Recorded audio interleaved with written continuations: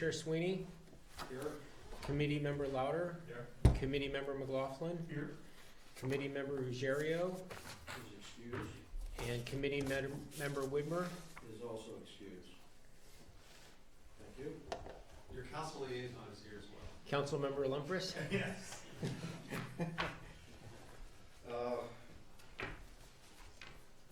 There's no public here, so I guess we're not in public comments. Approval of the minutes of the last meeting. Are there any revisions or corrections or?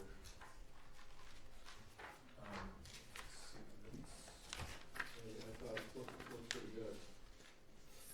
So I'd accept a motion of approval. Motion approved.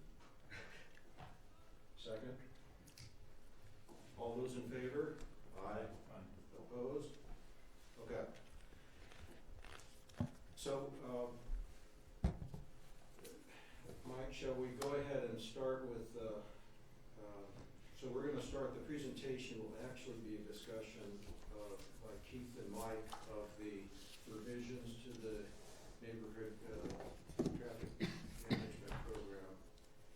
And we should all have gotten the handouts in advance.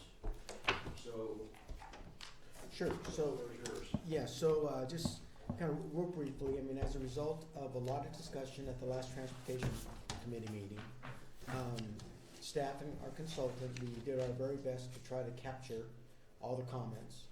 And so what, what this is basically compilation of what we believe your comments were, how we are proposing to address those comments, and then we also provided a track changes version of the document so you can see how we actually address those comments within the document. And so this evening, what we like to do is, for Keith to go through these comments, to see if there's any additional comments from the committee about these. If, you don't agree with how it's been addressed, so we can, note that. And then what the plan would be, unless there's anything more significant comes out of this evening, but if not, then what the plan would be is that we would then take the document to the April meeting of the City Council for adoption.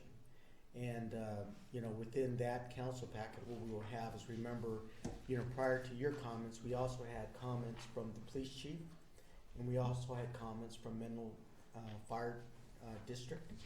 And so, we did the same thing with all their comments and how those were addressed, and then we would also include, how we came to, all these comments with the Transportation Committee. Okay. Okay? So, Do you record this? Should I get up to Yes. the microphone? Is it being? The Yes. meeting is being it recorded. is recorded, and actually, you can just sit here, because this will pick you up. Yeah, this will pick you up. Oh, okay. We could all sit up here too. That's true. Or down there. Yeah. Or down Well, there. if we sat down there, then our faces wouldn't be recorded, but we're kind of stuck with what we Okay. got. Yeah. You know what you might want to do, in case you want to be looking at us, if you pull a chair to the center, Oh. then that way, Yeah. and that way the back of your head will be recorded. Oh, okay. At the bald spot. Yeah, if you want your face recorded, then you can sit to the other side. Look at us, you can sit on that side. No, At some point, I did have some sort of overarching question of something I thought was sort of not captured. Yeah, I had to do Is that one you want to address, do you want to wait or? I think we should defer. Okay. Does everybody have hard copies of everything? So you don't need, I have one extra copy in case anybody needs it. Okay, so. Let's see. I was thinking the best thing to do would be just to go through the responses to comments. And if you want to keep a copy of the track changes close at hand, and then the final document is just the track changes turned off. We So- only have the track changes on version, that's Correct. probably fine until the final version. Yeah, And okay. my files are too thick as it is. Yeah. So I thought maybe we do is just start going down the list, and maybe the best thing to do is, we took these actions, and if the committee still has a contrary opinion or, you know, an alternate opinion or something, we can create another column. And that might be another way to take it to the city council or to the town council, is to note alternate ideas. For example, and maybe we can just start it on. We skipped over the public comment section. Are you here for public comments? Yes, I am. I just had one comment. I heard that you're considering speed bumps for some of the streets in Atherton, and I live on Park Lane. A lot of people walk on Park Lane, Matabra. And some people use walkers and walking sticks, and I think that would be dangerous for the residents on Park Lane. So I just wanted to. In reality, we're considering a whole range of possible mitigation techniques, and speed humps are in the mix, but so are a number of other things. And certainly safety for pedestrians and for bicyclists Right. are very important consideration. But we're basically trying to come up with procedures that will let us deal with the problem. So if residents come to us and say there's too much speeding on our street, we need to be able to Which there is on our street. yeah, validate that, but then also work with the neighbors to see how big a problem it is, and then work with them on what their possible solutions are. So, I just wanted to bring to your attention that there are people that use walkers yes, on the street, and that would be a problem. There's an absence of sidewalks, and so, in Atherton. by design. Sure, Right. but I mean, it's, you know, different than in other places with any Yeah. sidewalk. So that's what we're working on, Okay. and you're welcome to stay and participate. And right now we have a second draft of a neighborhood traffic management plan, Okay. which we're discussing tonight, and we're quibbling over numbers and details. And I appreciate you letting me know. I'll go back and finish my dinner. But thank you for hearing me. Thank you for coming. Thanks for coming. Do you also have a public comment? No, that's Steve. You don't recognize him with this. Which Steve, I'm sorry. Steve Tyler. Hi. So, are we expecting others for?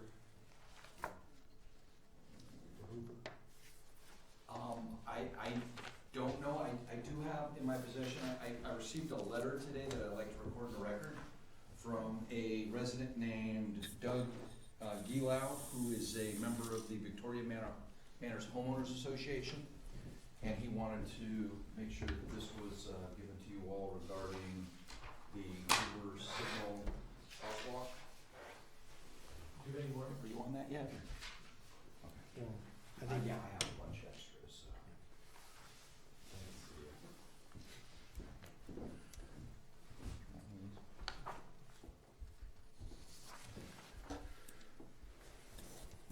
I think that's coming up later in the agenda, but I didn't know.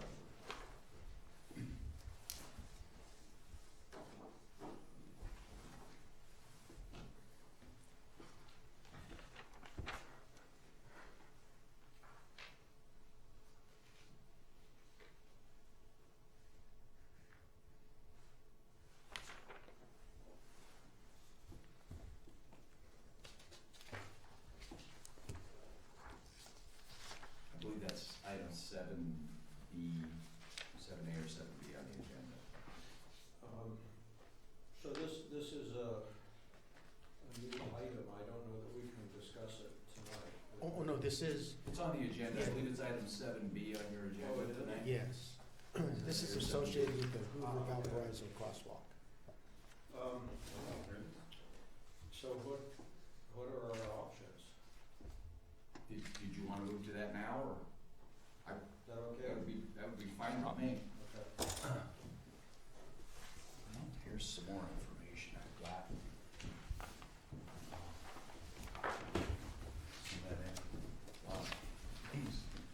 committee.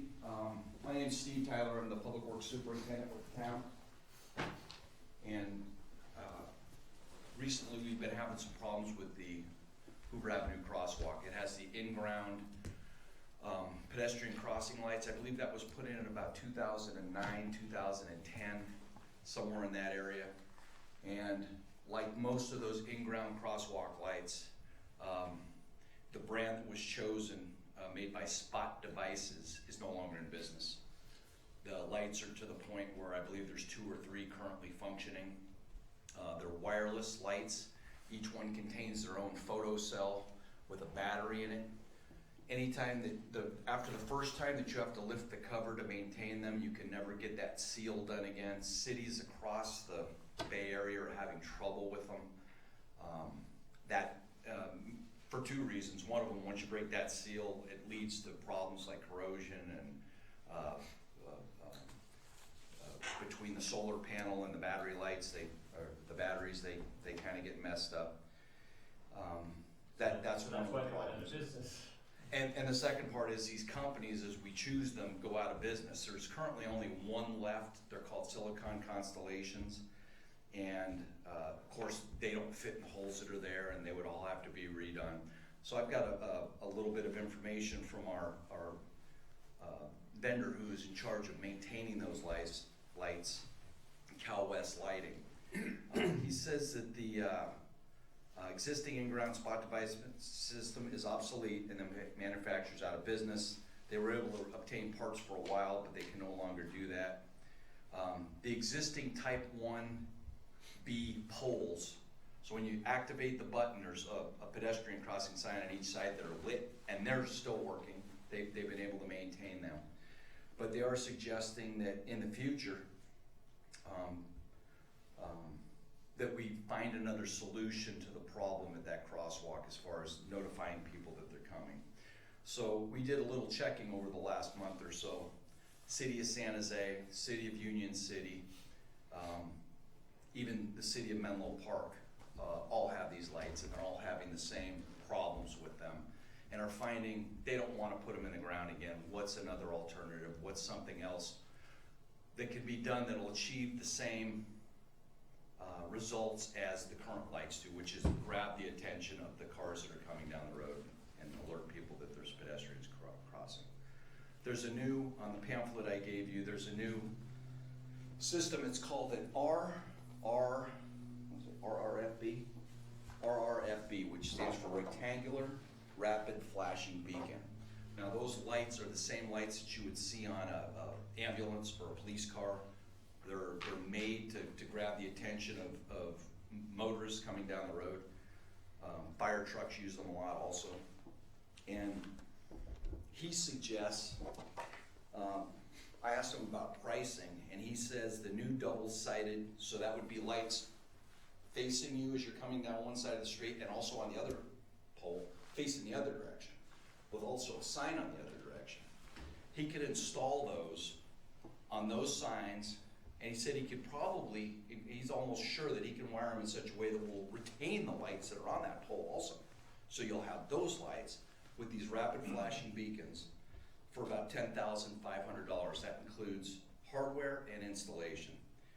If maintenance-wise we decided to go ahead and replace them with the lone vendor that's left putting those in, we're looking at about $15,000 just for the equipment, and probably another $15,000 for installation, poles, mortared in, and then here we are again, a few years down the line, more than likely, looking to replace these, and hopefully they're not out of business and the next guy is in. So just looking for a little direction from staff, what would be acceptable. Obviously the best way to cross the street is with a push button lighted crosswalk.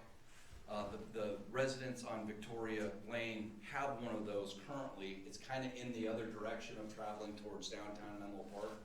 It's about 50 feet down the road from the current intersection of Victoria and Valparaiso. And that's not something that's acceptable to them. Once again, it's probably the safest way to cross the street is by having a red light and a walk sign in the other direction. But looking to replace something like this. I really think these lights would work. I know the city of San Jose is currently, if you look back to the last page, there's a copy of a picture of one that's gone in San Jose. Actually, Anthony provided me this picture. It's in his neighborhood at a school crossing. They're currently in the process of installing 40 new applications like this in the city of San Jose. City of Menlo Park is currently looking to replace, they have about 3 of these lighted crosswalks. They're having the same problems, are looking to go this direction also. It's the newest technology. Number one, if you need to maintain it, can you imagine these guys on that 2-lane street having to go out there and try to work on these lights that are in the street on their hands and knees? You need traffic control, you need everything else in that busy intersection. Everything else on these new systems is over on the side of the road. They can be worked on, fixed. They're pretty simple LED light systems with a solar panel, and they would retrofit nicely into there. That's the information I have. Like I said, Union City is installed a number of these systems also, and I don't know, you can talk about what's safer or what's not safer. I don't know that there's any data about one being safer than the other.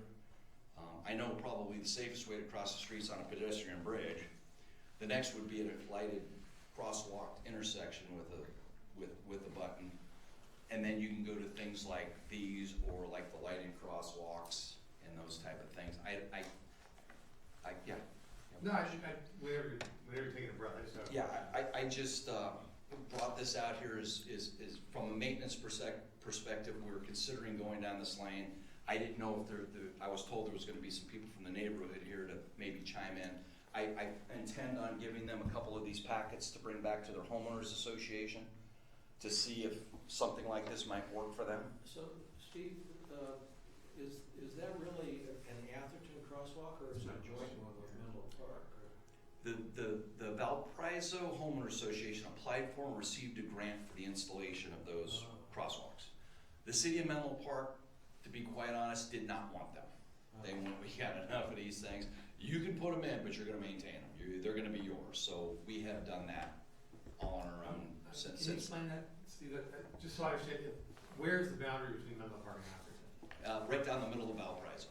Okay, and so somebody who's not the town of Atherton, who's not the town of Menlo Park applied for this, or what happened?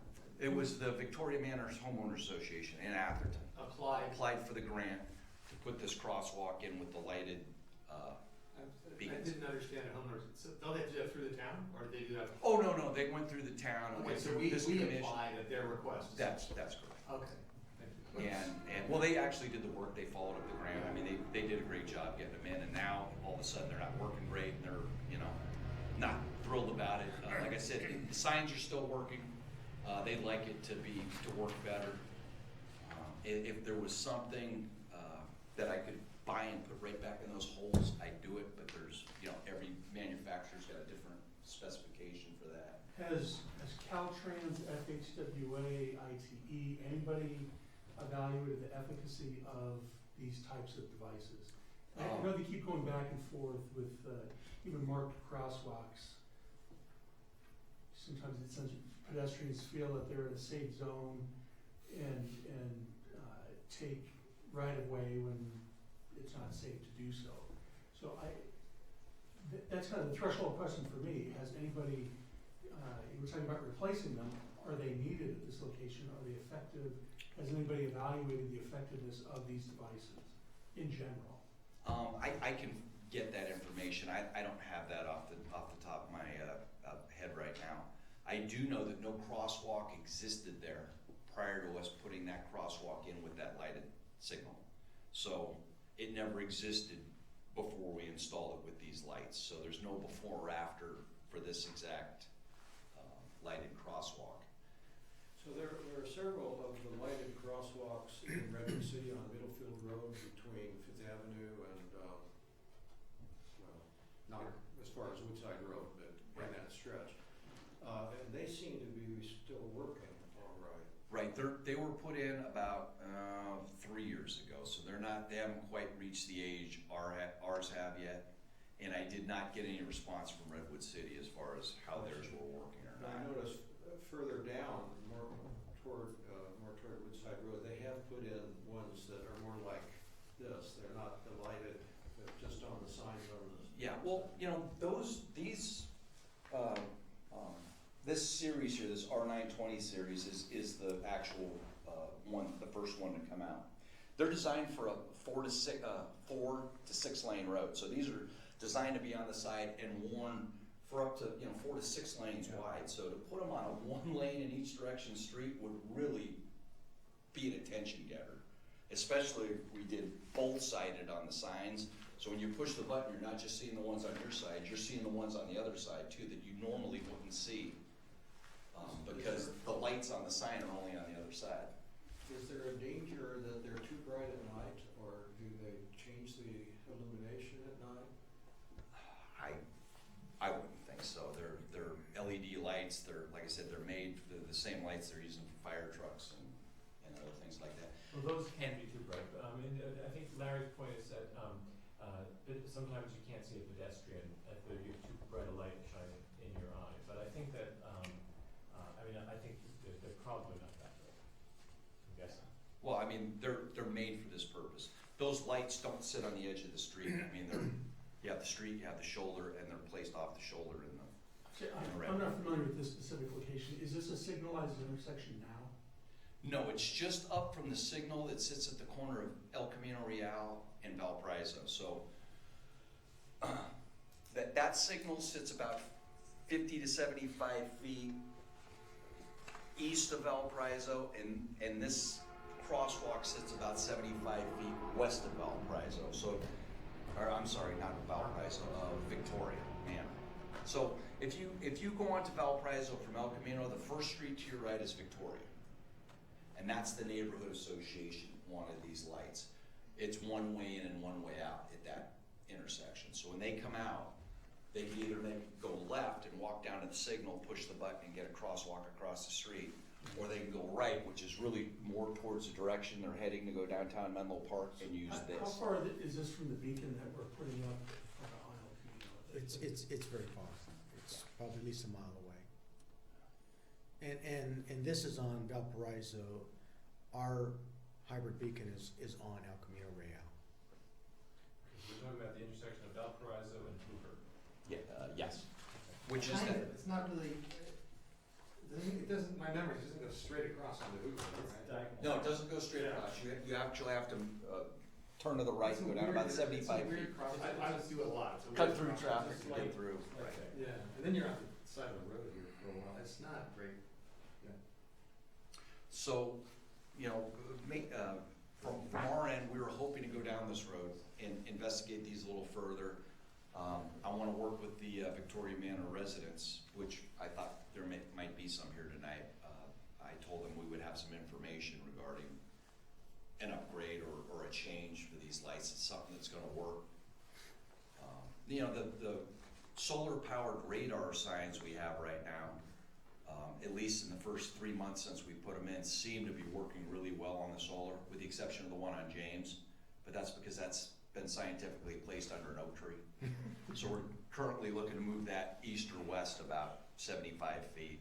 In fact, I think we're gonna end up moving it west because it's just a better location. And with that sun, I mean, the other two that we've got in are working just great, so. The new lithium batteries they have for the radar signs, now these are all lithium, so they charge and they work. And really that button probably doesn't, I wouldn't imagine gets pushed more than, 12, 20 times a day. It's not like it's a high demand signal.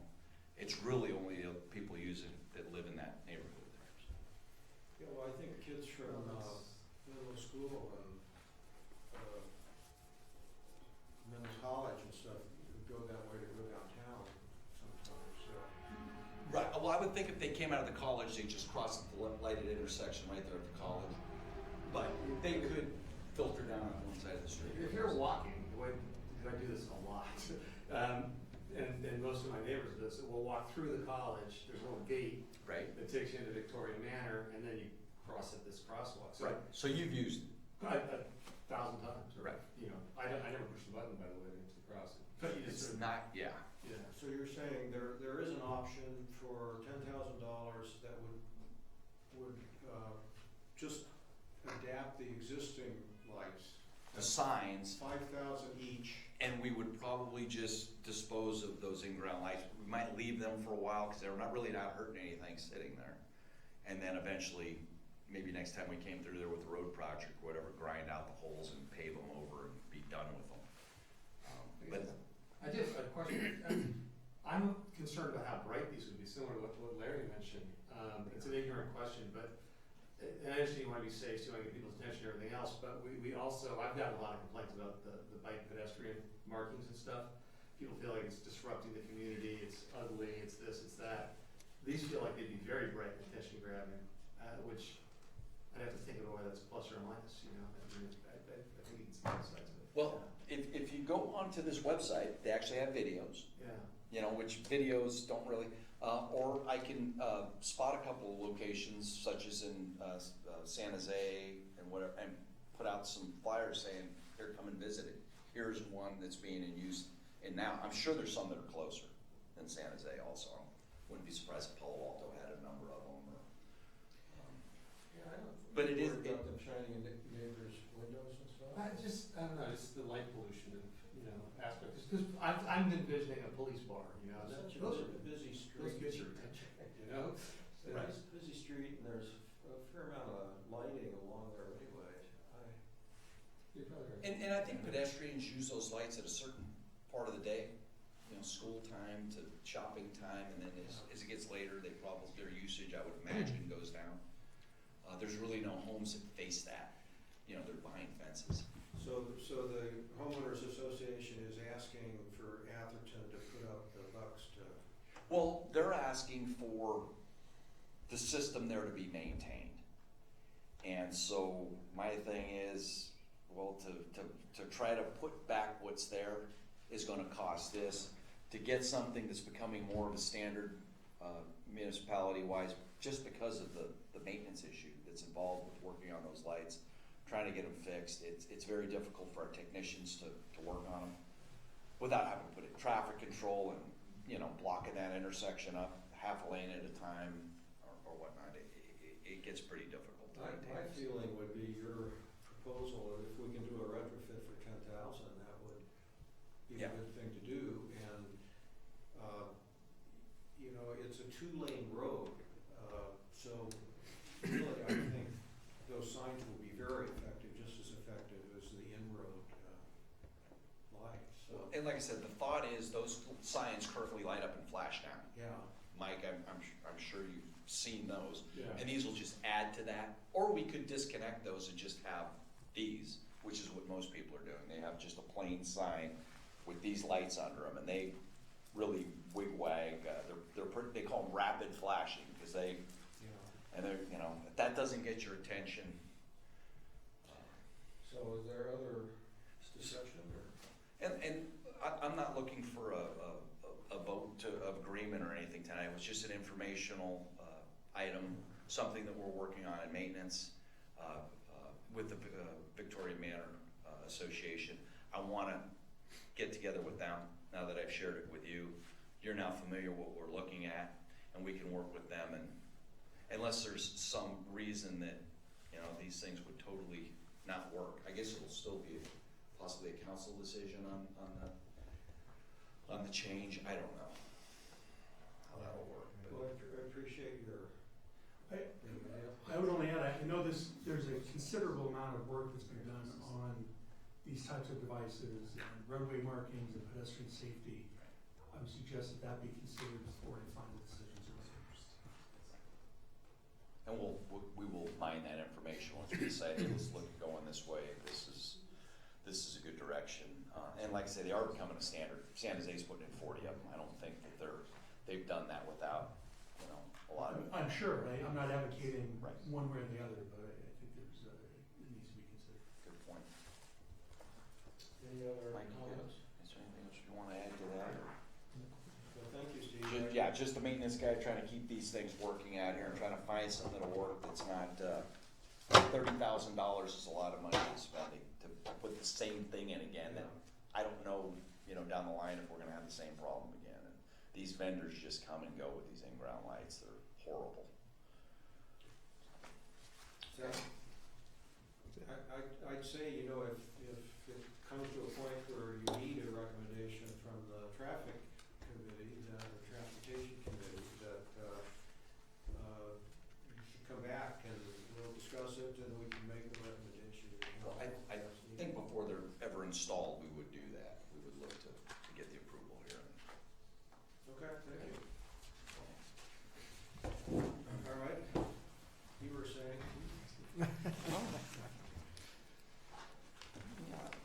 everybody has the responses to comments? I just thought we'd just springboard off there and work our way down the list. Does that sound okay? I think we probably have a lot of comments. Oh, okay, good. Comments on the comments. Oh, okay, oh, good, yeah. And like I say, what we can do, well, one suggestion would be, well, we'll see how you wanna do it, if we should. You know, some of these things, yeah, I'll just start in the 75%, everybody knows the 75 versus a simple majority, 67, what's the right percentage to use for neighborhood concurrence? So that's our first question. So my reaction to that, and I'm not gonna do this on all of them, but there are a couple that I wanna push back on, because I think Atherton's a small town. It's tough to get people's attention on anything. And that, I think this process should make it easier for people to have their issues addressed than to make it harder. And I think this business of getting 3/4 of your neighborhood to, or 2/3, to respond and to agree is just too much, that it's making it harder rather than giving people a process which is going to encourage them to come forward with their problems. So my recommendation, and I kind of, in looking at this table that you provided, I thought the one that was most similar to us was San Mateo. And by that I mean the city of San Mateo, not the county. And they basically require 50% of residents and property owners for the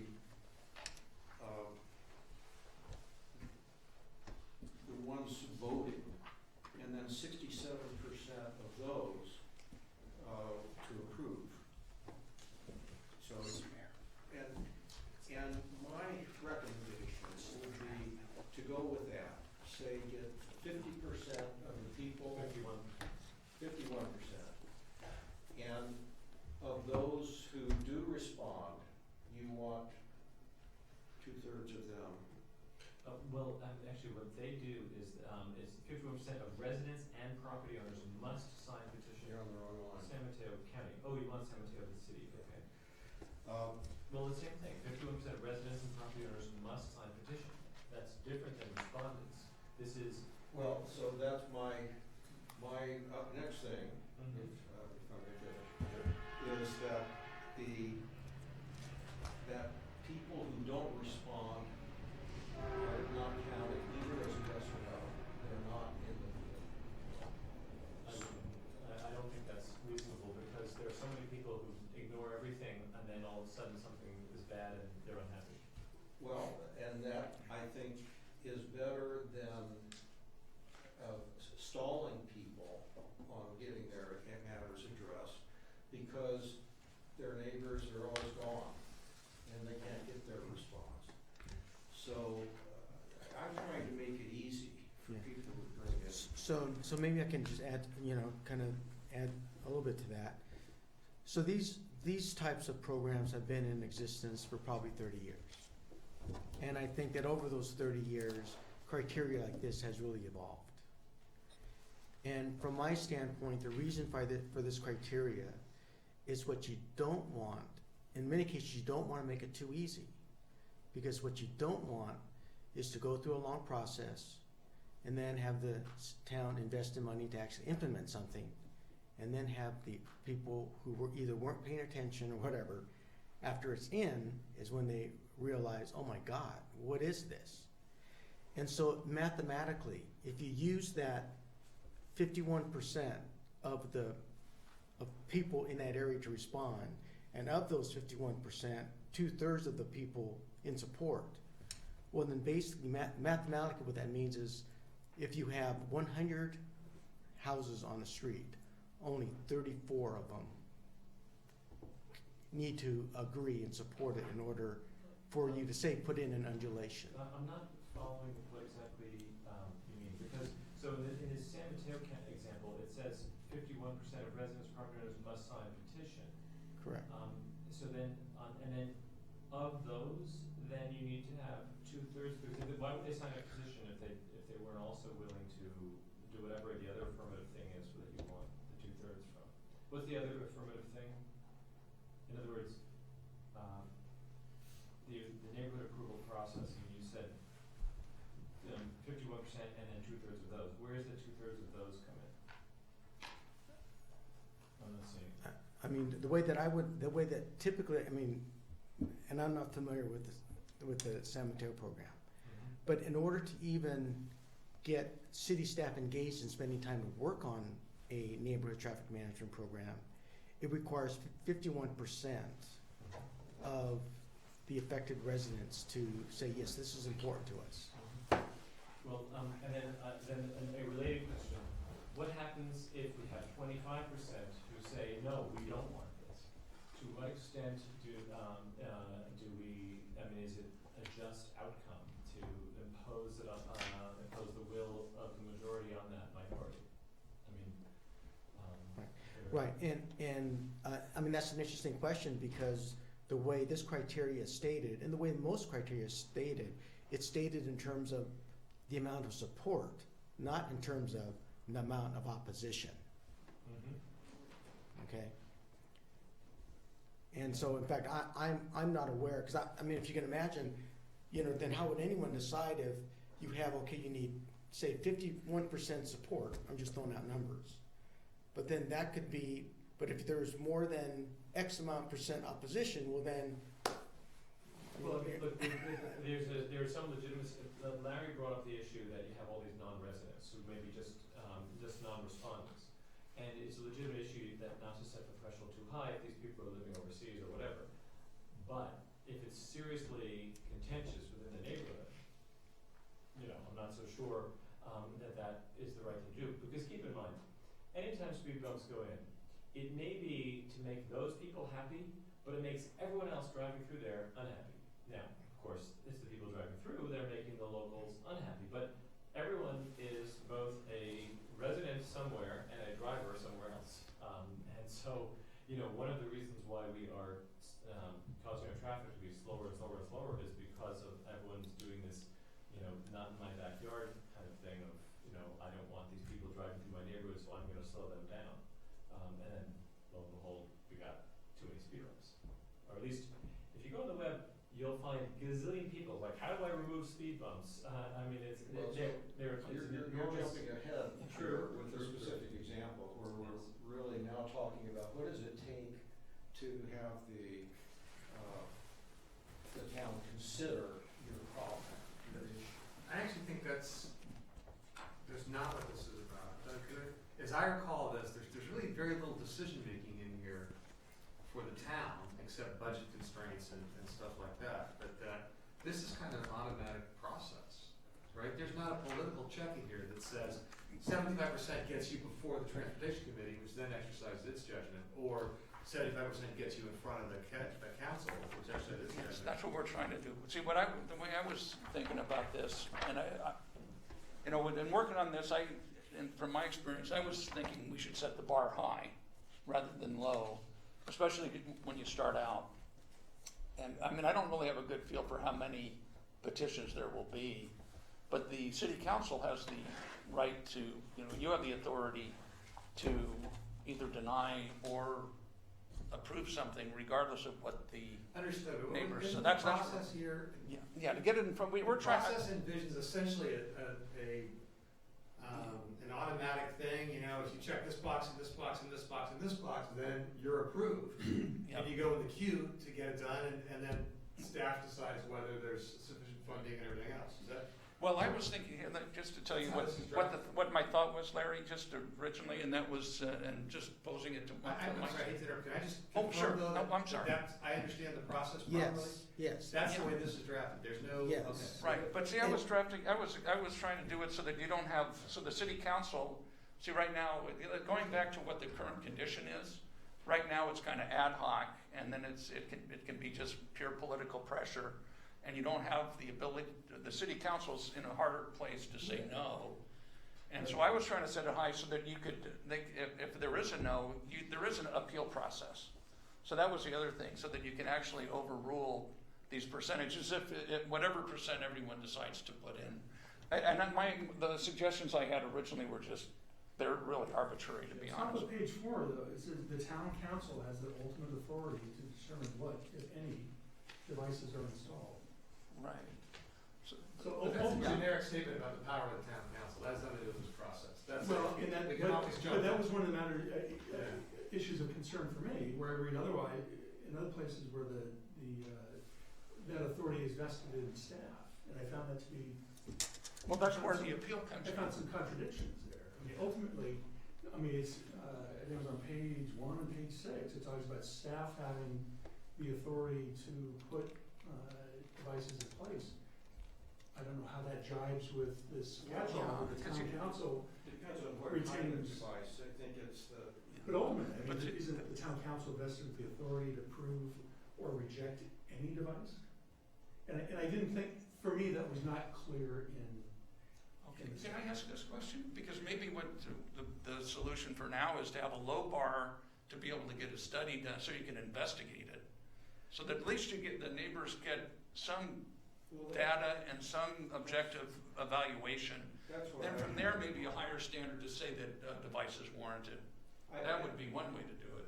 You know, my view is that the council has enough to do without having every neighbor issue come to them. That I really think it should come to this committee, and that we work out, and I don't think they're gonna come in and say, I want speed bumps, or I want a narrowing of the road or anything. They're gonna come in and say, we've got this problem, and all of our neighbors agree we've got this problem. And we need help.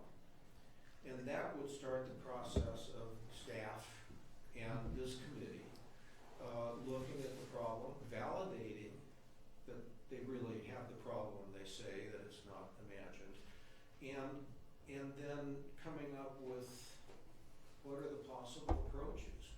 And then once all that's worked out, some of these things the staff can just do themselves. The more complex ones and the ones that cost money have to go to the council for approval, but I would think that those would go with the approval of this committee and staff to the council, so it would be an easy decision unless they saw things that we haven't seen. Right, because this is a stepped process. And that's why there is the level 1 and the level 2 devices. And I think the way this process goes is that they need to go through and try the level 1 first, correct? And when you look at the level 1, it's really educational things. It could be some signage. It could be, maybe some, paint on the ground. It's not physical, and it's not any kind of physical construction that, people are probably going to get excited about. It's things that we do, throughout town today. So, so it is a stepped process. And, I think, Keith, made a good point, and I think, Larry, it's the point you're trying to make is let's not make it too difficult to at least allow people to engage in this process. Because I don't see any, harm in doing that. But that's not what we've got drafted right now, right? No, that's And correct. it makes a lot of sense to me, but So we do need it seems to me the reason why we're doing it on this number is because in my mind, if it's a fairly automatic process, you want the number to be high. If it's a study and something else, then the number should be low. Yeah, Yeah. would that be kind of what you'd be looking for, Larry? Yeah. And, I'm worried about the absentee neighbors and having them count. I mean, a number of the people on the street where I live are only there 2 months a year. The rest of the time they're in China or in Europe or, how are you gonna get them to vote one way or the other? So, my view is that it ought to be the people who really live there who are dealing with this problem. Now, you've got the issue that the people who are absentee, when they come home and see a huge speed bump in front of their house, may be upset. But on the other hand, I mean, there are a lot of people, for example, who they have all their bills and everything go to like some other address, and they know everything that comes to their home is junk mail, and they look at none of it. I mean, you know, and that, you know, they exist. This isn't how we live, but they have the right to have a say. Anyway, but the more important question, from my perspective, is that this whole process creates all these new duties and burdens and complexity and so forth that I just don't get why we need. Because if there's a serious issue in a neighborhood, then we should just hear it and, based on the facts and circumstances, address it. And I don't know why we have to go through this bureaucracy, and this makes everything more bureaucratic. And and the thing that I raised the very first time that I got the very first version is the very first NTMP philosophy is stable residential neighborhood traffic requires efficient arterial and collector traffic flow to minimize incentives to cut through the residential neighborhoods. The primary defense against neighborhood traffic problems is an efficient arterial and collector grid. And nothing in this does anything about the primary cause, and this is going to be a distraction against our doing anything against the primary cause, because this creates all these new duties and obligations, and we'll spend all our time at this meeting discussing whether or not to put in this or that thing to slow down traffic here without addressing how to make the arterial and collector grid faster. And so I just don't see why we are imposing this on everybody, because it's not going to make anyone's life better, in my humble opinion. So I can answer this, my opinion on that. And that is, I think just speaking for myself, what I was looking for with this document is this committee hears sort of a series of one-offs from, you know, the folks on Fair Oaks or the folks from here or there. And what I think would be good would be if we had a relatively uniform way of addressing these, some way of considering them consistently, so that everything's not driven by, you know, we know Joe on that street and he's louder and he comes in here and yells. So we have some framework. We can have these things as an informal thing, but this creates duties and obligations, and that is my concern. There's a duty of a follow-up plan. Anytime people are going in, the town's responsible for doing the follow-up plan. I mean, you know, the main form of follow-up is, does anyone complain? I mean, that's and I just think that, you look, as you all know, I have been arguing for 6 years now to try to solve one source of congestion that is causing a lot of cut-through traffic, and I've gotten nowhere on it.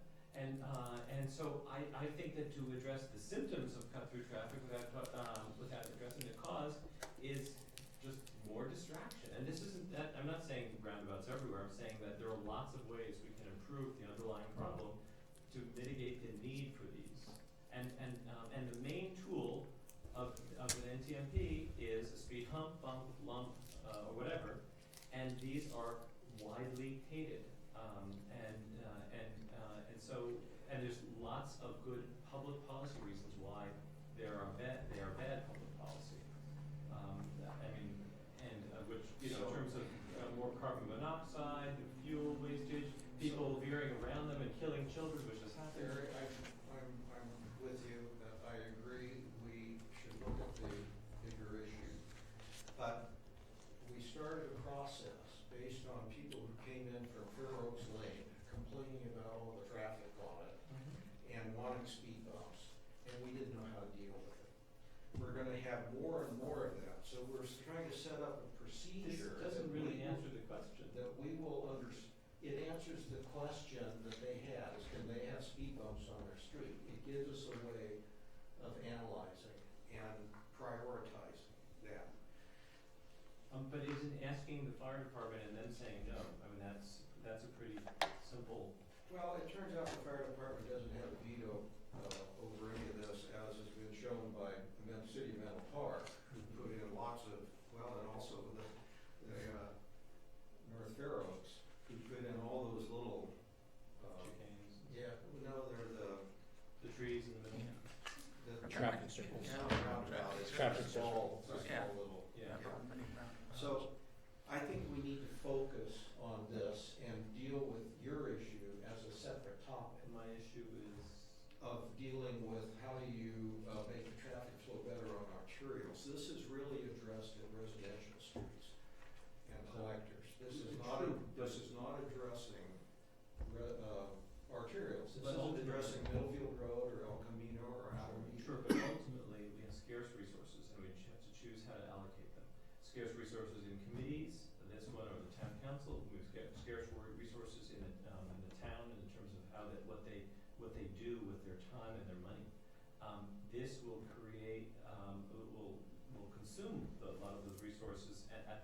sense of dealing with the real problem. That is my I don't know, we don't know that. It may be that paint on the road, putting in some plantings and stuff can solve a lot of the people's issues. But I think we ought to continue on the process that we started and not get diverted or derailed.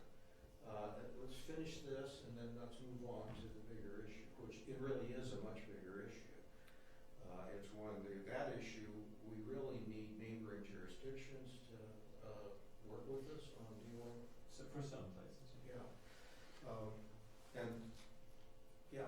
So, anybody else? Well, the only other thing that, just going back to just that percentage and Gary's comment about it, that was one of the other reasons to set the threshold higher, because that's the gatekeeper for start the whole ball rolling on any one of these studies and processes and things like that. That was the other argument, to set the bar high, because of the limited staff resources, things to do these studies and things like that, and have to deal with it in a systematic way and that type of thing. So that was our other way of kind of thinking about it, and also knowing that you can amend the policy if you find that it's too restrictive or too. I thought it's better to go in restrictive and loosen it up than go too loose and try to tighten it up, where somebody says, wait a minute, these guys got in at the 50% and now you're telling me it's 67%. I thought it's better to start at 67, and then if that's turning the spigot down too tight, then you can loosen the spigot and lower the percentage. So that was the other way I was kind of thinking about it.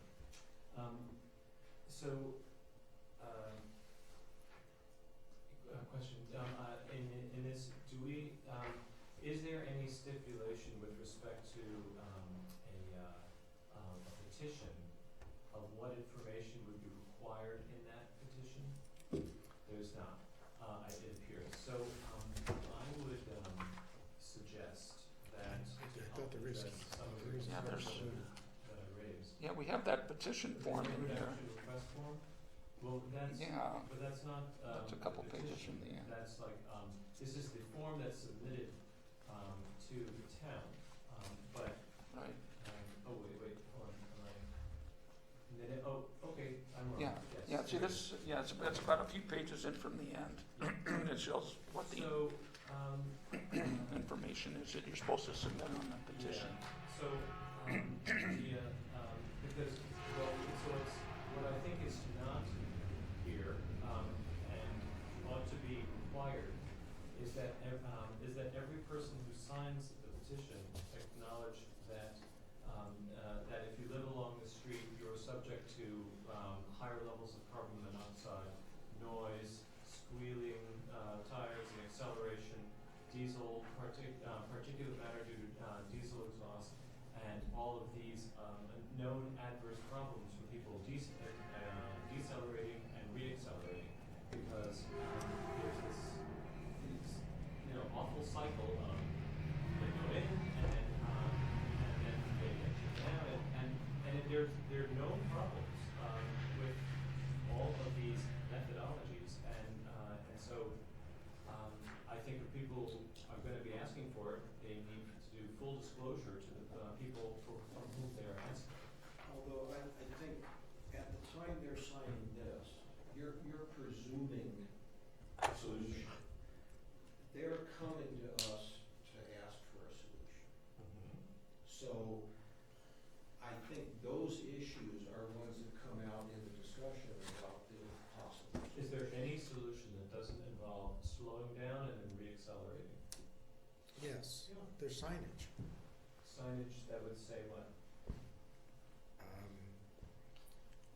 Well, I mean, there's, yeah, it's a matter of, for example, the speed back signs, What's the regular speed, the radar speed back, Right.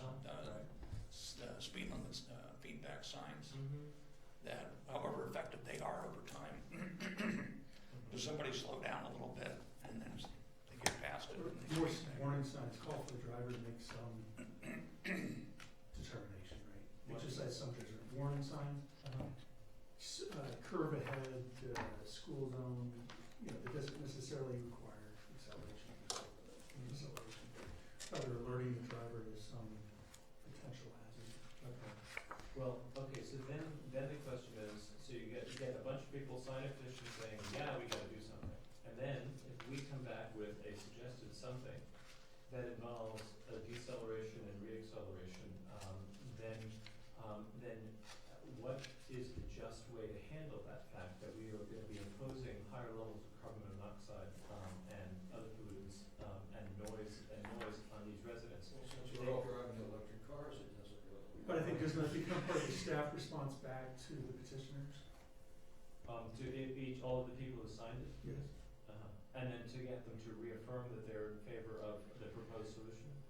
Because I don't I don't know that when they come, proposal. that they necessarily have a solution in mind, but rather they'll bring forth a problem, Mhm. requesting assistance from the experts, Right. to address that problem. And I don't think the average homeowner really knows the full menu of mitigating measures that are available or could be taken. Mhm. And I think that becomes part of the staff response back to the neighborhood. Is maybe, these are the options, these are the pros and cons of each, and As long as, I'm raising the issue that, I think that one of the gating items should be that if the residents are going to, elect something, that they do so with full knowledge of the drawbacks, many of which they're unaware of. They're unaware of how it slows down emergency vehicles, which So I think we could have in the toolkit for each item that's a possible tool, Mhm. those mitigating issues. I think that should be part of the full disclosure. But giving them a thick document that's not gonna be read isn't truly a solution. No, because that comes out as part of the discussion. So they come in and say, too many people are speeding on my street. And then you say, well, here's the toolkit. And here's what staff thinks are the likelihood of them having an impact. And here are the benefits and the negatives. So, but, I don't think you can ask someone on a block to be worried about the air quality management district, limits on stuff. I mean, they can't, they're worried about the block. There's a 70% increase in carbon monoxide, in the properties next to speed bumps. well, it becomes the, be careful what you wish for Right. admonition, right, that I can tell Gary's not a big fan of speed bumps. No, nobody is. I mean, except everyone wants people slower, but nobody likes speed bumps. Did you ever drive Bay Road, between, Ringwood and Willow? I'm not sure if I have. Go drive it, Why? and drive it at 30 miles per hour, which is the speed limit, and see if you need to slow down. Because saying the speed bumps are sufficiently small that one does not No, need to? they're speed humps. Tables? Yeah, Mhm. and they perfectly handle, I've driven them in many vehicles, and you don't have to slow down. Well, then what's the point? Well, if you try to go over at 45, there's a huge point. It really shakes you up. So, Right, but as we can see from the studies shared here, that even though the speed limit in the places that these were replaced were about 25 or 30, people slowed way down. And so yes, I agree that one can perhaps drive those without damage, but most people don't assume that, and therefore they slow way down. And therefore all of the effects I so described I'm are, going to be dwelling on speed bumps. because that's the primary tool for the NTP. No. like I said, doesn't our process allow for that kind of public hearing? The neighborhood comes forward, here's our problem, staff reviews it, these are the options that are available. There's a public hearing, or there's this dedicated one, or the city council meeting, and then, people can be informed, if you elect speed bumps, here are all the negatives. But there's a forum then for them to be heard, and then ultimately, the town council will have to make a decision. I think that, I appreciate what you're saying, but I think that is in the process. Yes. Well, I'll tell you what, if this does wind up becoming the primary activity of this committee, due to people constantly coming in here with all of their issues, let's create a new committee. There'll be the NTMP committee and the and a separate, non-NTMB transportation committee, so that way we can focus on the other side of the equation, that's causing all this. And aren't we talking about a relatively small number that will come forward Today. in any given year? Today. I mean, if they know that there's a process and that, that they have a right to it, it could get substantial. I don't think so. Steve? Yeah, once a week I get a call from a resident saying, I like a stop sign on my street, I think it'd be a great idea. This would be a great thing for me to be able to say, there's a process. Here's where you can get online to get to it, here's what you're gonna need to go through on that and be able to direct them. Instead of just telling them, well, go to the transportation committee and bring it up. And you get people like the first lady that was here tonight just kind of talking about something, she left, and I don't know if anything's gonna get done or not. I didn't catch the beginning of it. She was just complaining. But it's one of those things, it's a process to be able to send people to that's a good process, whatever it is, however it's all put together, but, just a tool to be able to get people started in a meaningful journey that might not end with them getting what they wanted, but at least they could say, hey, I went down the road and, it's not gonna happen, or I want a speed limit sign, or, talking about a sign where you don't have to slow down, the flashing amber light on the intersection sign on Alameda by Stockbridge, that's really helped a lot. Those type of things where they started with a good idea and they brought it up and everybody said, yeah, that'll be great, and it worked. And on Steve's point, I think it's important that people feel like they're being treated fairly. And it's hard to do that when the process doesn't have, structure. So I think that's an important thing for people coming in. It would be helpful. So we're still on item 1. In fact, something you said, Gary, I thought made sense. That Oh, yay.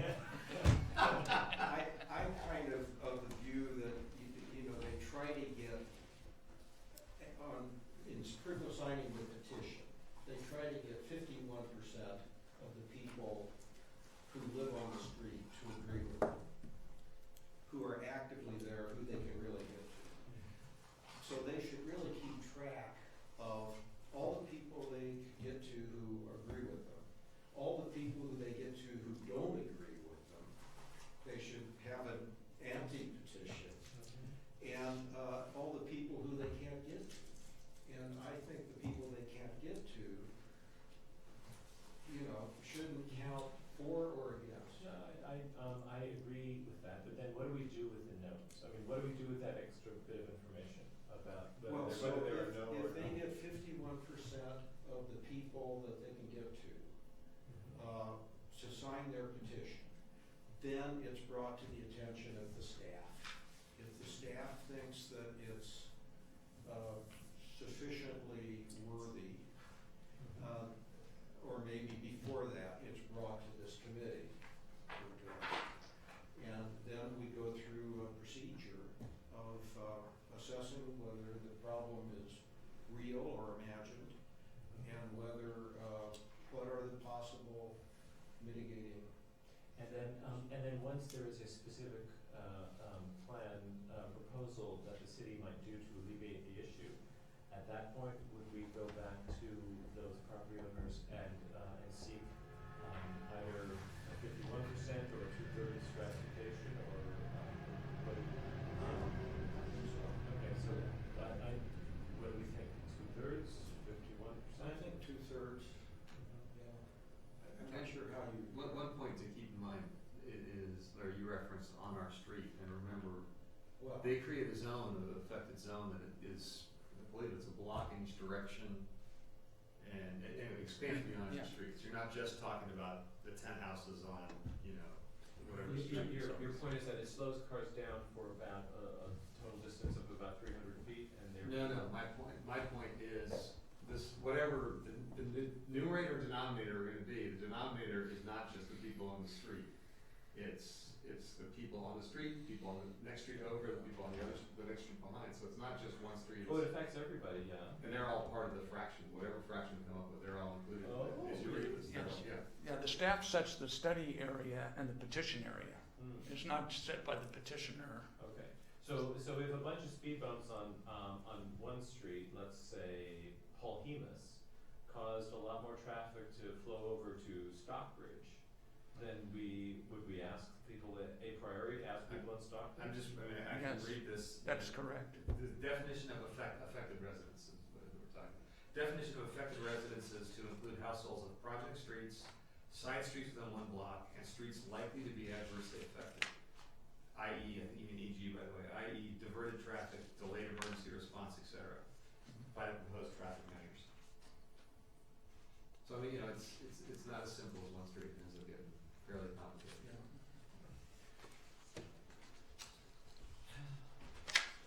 Is this helping, Keith? Sorry. Yeah, I'm expecting that we would go through a similar discussion when we got to city council to try to work out some of these, how to make it an open process, an inviting process, and still have it under control. Yeah. And But again, I think the plan, of course, has to be approved by the city council, but I think all of the work needs to be done on each individual project by the staff and by this committee, rather than, always elevating it to you have to go to the city council with a pretty pat plan. Right, well, I'm just talking about just the policy itself, to set these, Yeah. these percentages and things. Okay. And just, because I think when we get there, my expectation is we'll kind of talk about the pros and cons of different thresholds on these percentages and how to set that up. Because you can kind of argue both ways on how to do that. And, but, so I think whatever your pleasure is, and everything we're putting before you is just simply, recommendations and just Okay, well. kickstarting the So discussion. maybe we can, do you have enough to go on T-1? Well, I don't know if you want to have, do you want to have any kind of vote or anything at the committee level, or how do you want to do that, or do you want to, what percentage is the bottom line that you want to put in here? I'm in favor of a more open process that lowers the threshold, lowers the bar. So what I got from all this, Larry, is you'd like to see 51% as opposed to 67%. Well, sorry, Is that correct? this is a different thing. This is of the traffic calming improvement plan. So, so there's the initial threshold for the petition to get us going. After we come up with a plan, then there's something specific for the neighborhood to approve. Then this would go back to that, right? Yeah, it's a good point. So this So is the there's latter. the petition process. What does that take to get the process started? But then once you've come up with a plan, what does it take to get all the impacted people? So what was your suggestion on just to get the petition process going? Is that the 51%? 51%. Okay. Yeah. And that's Alright. 51% of the, But I agree, the threshold ought to be higher once you are ready to implement something. is that 51% of households? Of available. Okay, It should be of properties, along. Addresses or. Yeah. Within the impact area. I mean, some people own two properties, they're twice as affected, so they should have two votes. Too many. I don't think so. Because just to get the issue looked at, you don't know who's going to get that. Just say, we've got a problem, let's look at what we might do. But then on the, Right, no, I meant for this. Yeah. For this, yeah. It's just like, so we're not envisioning then one person, one vote, we're envisioning essentially one house, one vote? Right. yeah, Yes. one person per house. Yes, I'd because, say you have I mean, you one can't, address. it's not, this isn't, it really, you can't, because some houses may have a ton of people, and they shouldn't have a disproportionate vote, because they happen to have. It's one vote per household, per house. Is there anywhere else we do that? Well, we tax that way. Yeah. There's some other really practical issues, which is, I mean, I just think you might run a legal issue there, to be honest with you. And I also don't know what, you have a husband and wife, does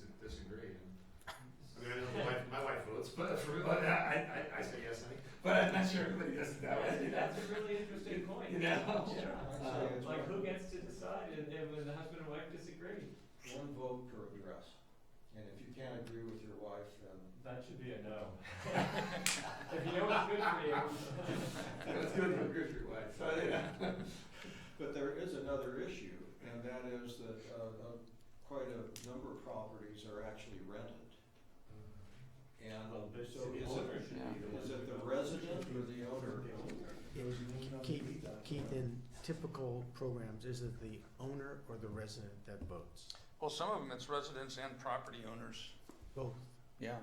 Well, how do you do both? Then how do you do it? Then there's practicality. I think it should be the property owner and the, you know, the resident will often forward the mail to the property owner if it's. Yeah. So. Yeah, it probably should be. In some of the programs that I'm familiar with, it's actually the resident, and the reason for that is because sometimes the property owner, you know, they're not living there, they're not experiencing the problem, and they may be difficult to find and, you know, to get them to vote. And that kind of gets to, I think, one of your concerns at the last meeting, Larry, was, you know, with so many people being gone a lot, you know, because originally we basically said a non-vote is a no, but then as a result of comments from this committee, we modified that, right? That basically if you can show that you tried to get, you know, a property to vote, but for whatever reason they're not there, or, you know, whatever, then that wasn't gonna count as a no.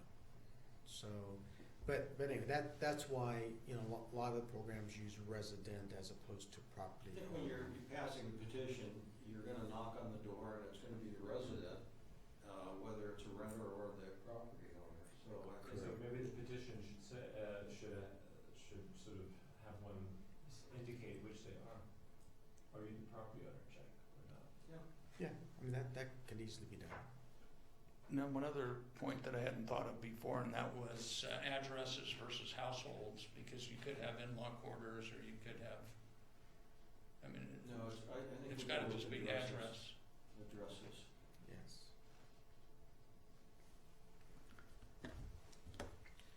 Okay, good. Next Moving week. right along here. Yeah, addresses. Are we ever gonna get to the roundabout subject?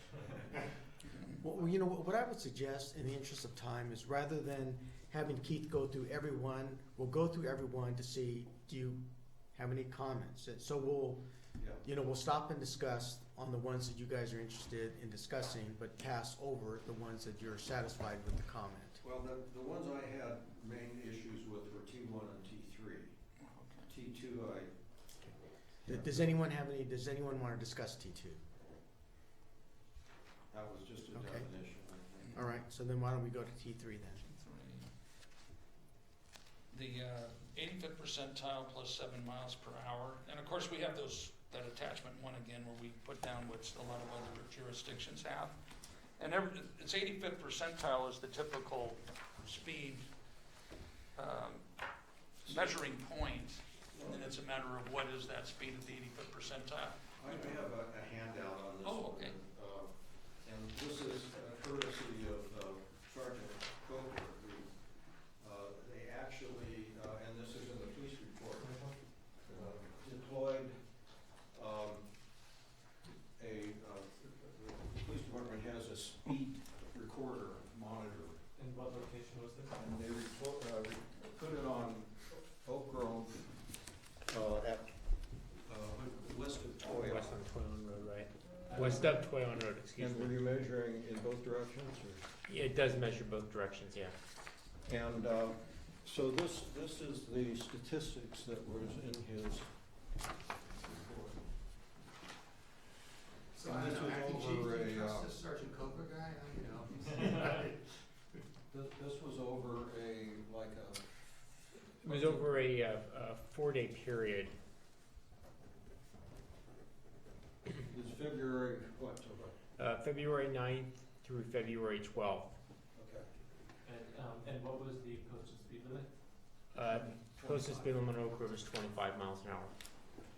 Now, Can you explain this? I'm not sure I understand this chart. well, I understand I'll- number of I'll vehicles. explain it. So Oak Grove is, the Oak Grove, you know,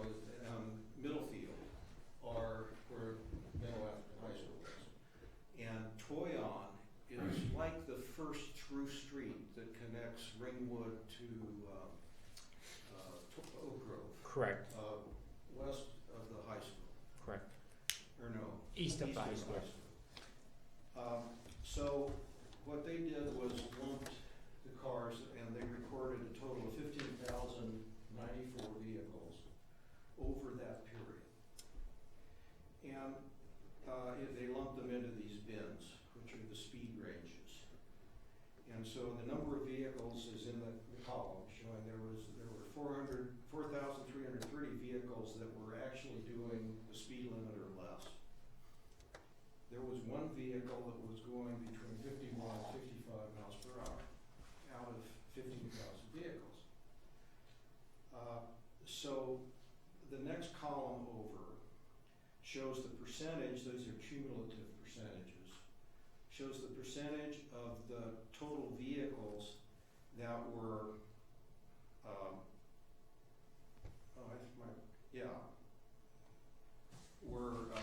in each of those bins. And then the next column shows what percentage were at or below that range of speeds. And the other column shows what percentage were at or above that range of speeds. Now the point that I want to make is basically I object, and I understand the law and the 85 percentile stuff for using radars.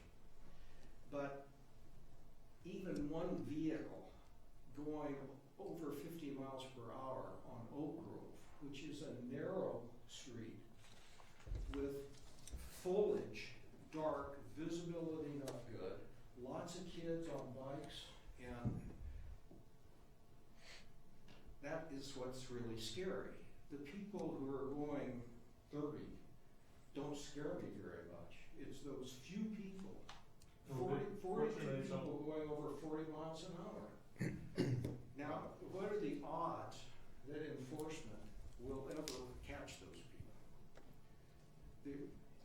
Or signs or anything. Well, unfortunately, that they represent 0.3% of the total. But now, what period of time was this? Sorry. So it was 4 24-hour periods, so, 4 days? yeah, 4 24-hour periods. So you're dealing with 50 people going over 40 in 4 days. 4 days. Yeah. 90, so it's It says right here. 96 hours, so you're dealing 1 every 2 hours going over 40. But the one that's going to kill you or your kid, Yeah. that's the one. How many kids have been killed in Atherton? And How many do you want? No, I'm just curious what our statistics are. I mean, have there been? When is the last time that a child has been killed in Atherton due to a traffic accident? A pedestrian or a biker, for example. We got out to Reno last. Was that? Well, was that a kid? he was an adult though. I can't remember a time when a child has been killed, at least not since I've been here. But there have been a couple of collisions that I did go to that involved students from Menlo Atherton that were seriously injured. One was on Middlefield Road at Ravenswood when the student decided to cross against the red light and got taken out by a vehicle.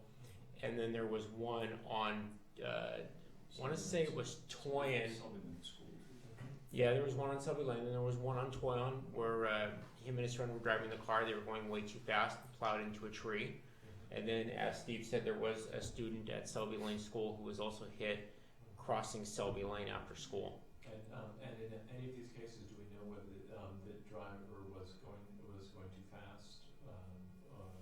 Obviously, The one on Toyon Road was, Sorry, that was the one where where the vehicle plowed into a tree. Right, sure. But I mean, in terms of, I'm only asking the question not to minimize the problem, but the problem, it's a possibility, but it's not. We want to minimize the chance, but it's when you say it that way, it's meant to evoke our heartstrings. When we also need to be sympathetic for all the people who Who are speeding? No, not who are speeding, but attempts to prevent that slow everyone down. And everyone includes, people trying to drive their children to school and. Well, and that's another problem because of this, because these outlaw areas, people won't let their kids walk and bike to school because they're afraid they're gonna get run over by one of these crazies. So, now remember, we're talking about the neighborhood traffic management plan. Okay, right, and remind us how this relates to that. And my issue is that having a threshold that says 15% of the people are exceeding the speed limit, therefore, or exceeding, some amount, seven miles over the speed limit. That's our threshold for saying, you've got a problem. I think the threshold would be, every month, there are 3 people who are driving 50 miles per hour in my 25 mile zone, or something like that. I mean, that you've got exceeding, that should be one of the criteria. Larry, I think another way to look at that would be that most of traffic control devices, enforcement, education and whatnot is necessary because of the 15%. Yeah. The 85% kind of self-regulate, they're responsible, they drive at safe speeds. So much of what we already do is aimed at that 15%. That are at the upper ends. My point being, how many more resources would be necessary to take these outliers, down to zero. And let's also recognize that that from 31 to 35 is 20%, that's 17%. So you have a total of 97% go less than or equal to 10 miles per hour above the speed limit. And Actually, in a school zone, that's. I think most communities though would be they'd be bragging about these numbers. Yeah, I think they're a reflection of the great traffic enforcement that the PD does and, the work that everyone else does. I say most communities would really be bragging about these numbers. and that comes from your NHTSA experience. Yeah. I mean, Mike, would you agree with that? I mean, Yes, what this tells me is that the 25 miles an hour is the appropriate speed limit, and that people are driving at that speed. And so the people who live on Oak Grove should just say, okay, fine, we have some people going 45 and 50, but that's okay. Well, the question is, what do you suggest doing about the outliers? No, now what I'm suggesting is what does it take for people to come in and say they've got a problem? I don't know what to do about it. Well, I do know what to do about it, except at the moment the state of California doesn't allow it. And that is, you could stop almost all of this with automated enforcement, where you just issue the ticket to the car, not to the person. It's like a parking ticket, doesn't go on your record, all that. This has been proposed in San Jose, San Francisco, but right at the moment, that's not legal in California. But that would solve a lot of these problems. But anyway, I want some threshold where, maybe it's only 5% of the people who are driving like maniacs, but they ought to be able to come in and complain about that. But hearing their complaints without an effective thing to do to satisfy them would be frustration for all, us and the community. Well, maybe it's just step up enforcement, or maybe That costs money. flashing speed signs saying what your speed is. I don't know. Well, and one of the things that this information doesn't say was this one person 4 days going 55 miles an hour. Was it 3 o'clock in the morning? Was it 3 o'clock in the afternoon? And so, and I suspect that a lot of times when you have, not always, but when you have the people who are exceeding the speed limit by 10 plus miles per hour, it's probably during times when traffic is very low, and it's Visibility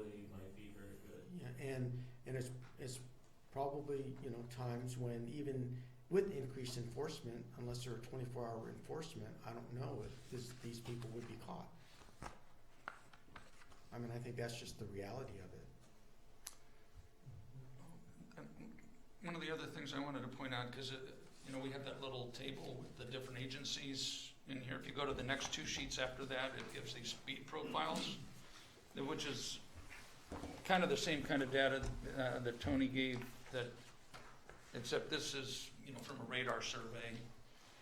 And if you look at these, there's two sheets here. Both of them are, well, let's see, one is for the street that was posted 30 miles per hour, and the other was for a street that was posted 25 miles per hour. And there were about 50 readings at each location. When we do a radar survey, if it's a low volume street, it takes a long time to get the data. Sometimes if somebody sit out there a couple hours if it's at off-peak. Well, you do them during off-peak times. But the one thing that's interesting is that you can see if you really went through the numbers and looked at what's the 85th percentile, what's the 50th percentile average speed, when you start looking at one survey versus another, a lot of them just fit into the same kind of profile very closely within a few percent.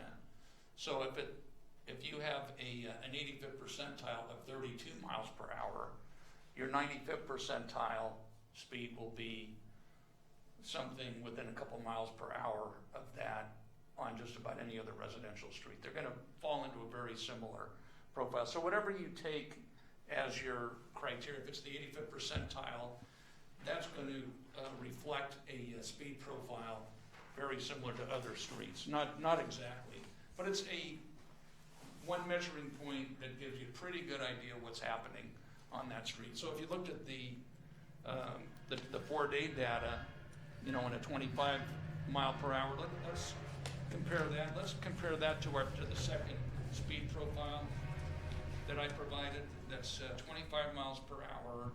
And if you look at the top, the 85th percentile was 33.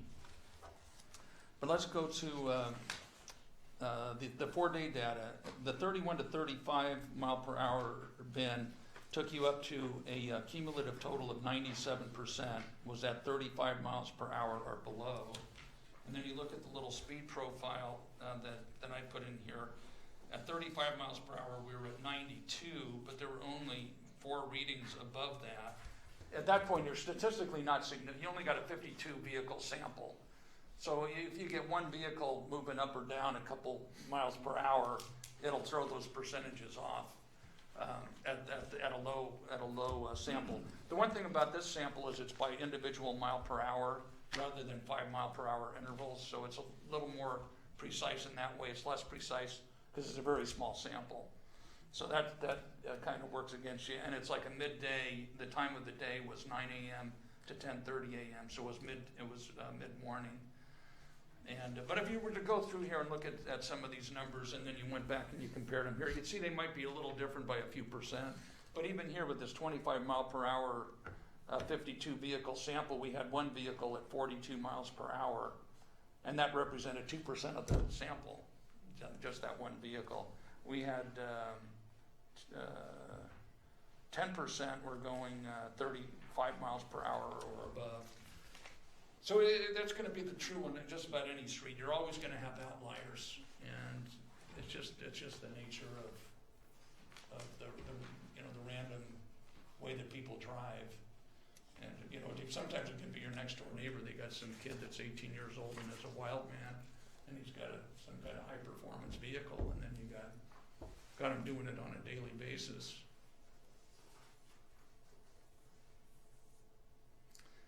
But anyway, so that's just another kind of the same kind of thing. So, what the other point is, if you wanted to try to catch outliers a little bit, you could have the 85th percentile plus a 95th percentile, and you could try to do. I don't know if the police department would put out devices that would get the long periods of data collection or not as part of a study. Or would you do it with the radar? That might affect how you might want to set some of these criteria too. I mean, for the police department, we can put the radar recorder out for about 7 days, and after 7 days, the data starts overlapping on itself. But we can put it out for 7 days. We've done it on many streets, and we can create charts and graphs and get the times and the whole thing. The one thing that our radar recorder will give us a critical speed. It'll show us what the 85th percentile is, but we can't use it to make anything official. It's really more informational only because we don't have it calibrated or anything. It's an information gathering tool. And when we do get a complaint of, somebody will call the police department and say there's cars speeding on our street, we will normally go out and put the radar recorder out there for a week, see what the data shows, and then we'll go out and do enforcement and see if the complaint is viable, because we do get complaints, people saying there's cars doing 50 miles on my street, and we go out there, put the radar recorder up, there's no cars doing greater than 35 miles on your street.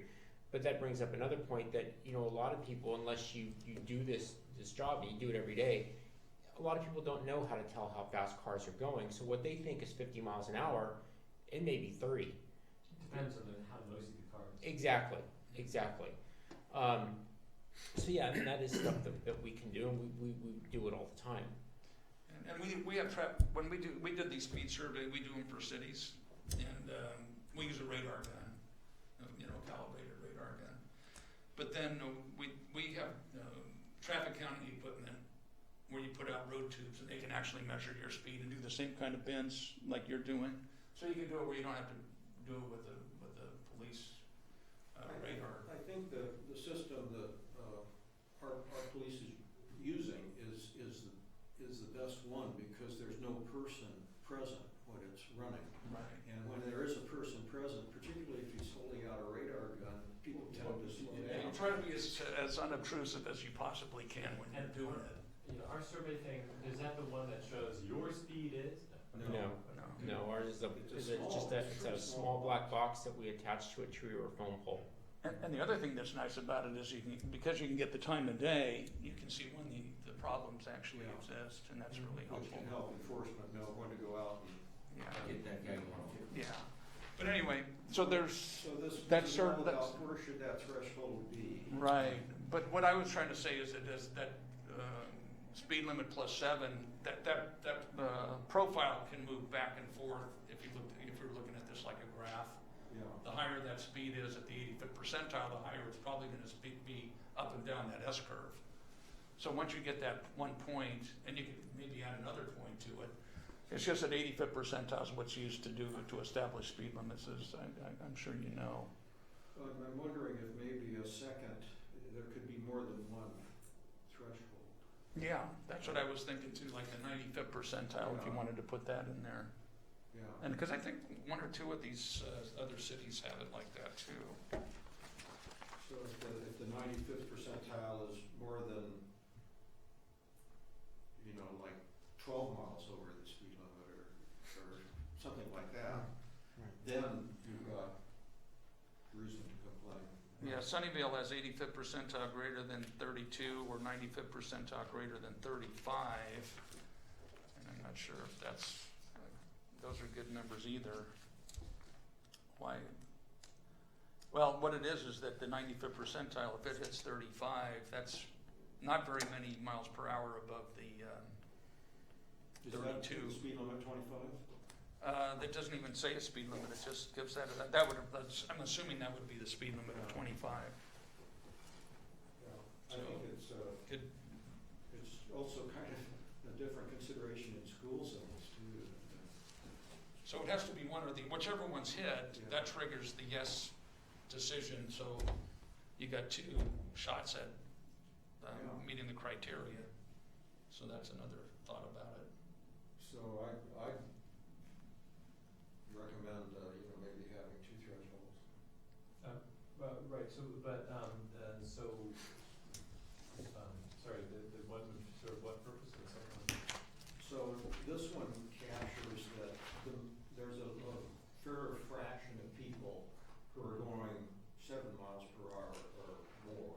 Then 85th percentile. Yeah. But then have another at the 95 percentile going,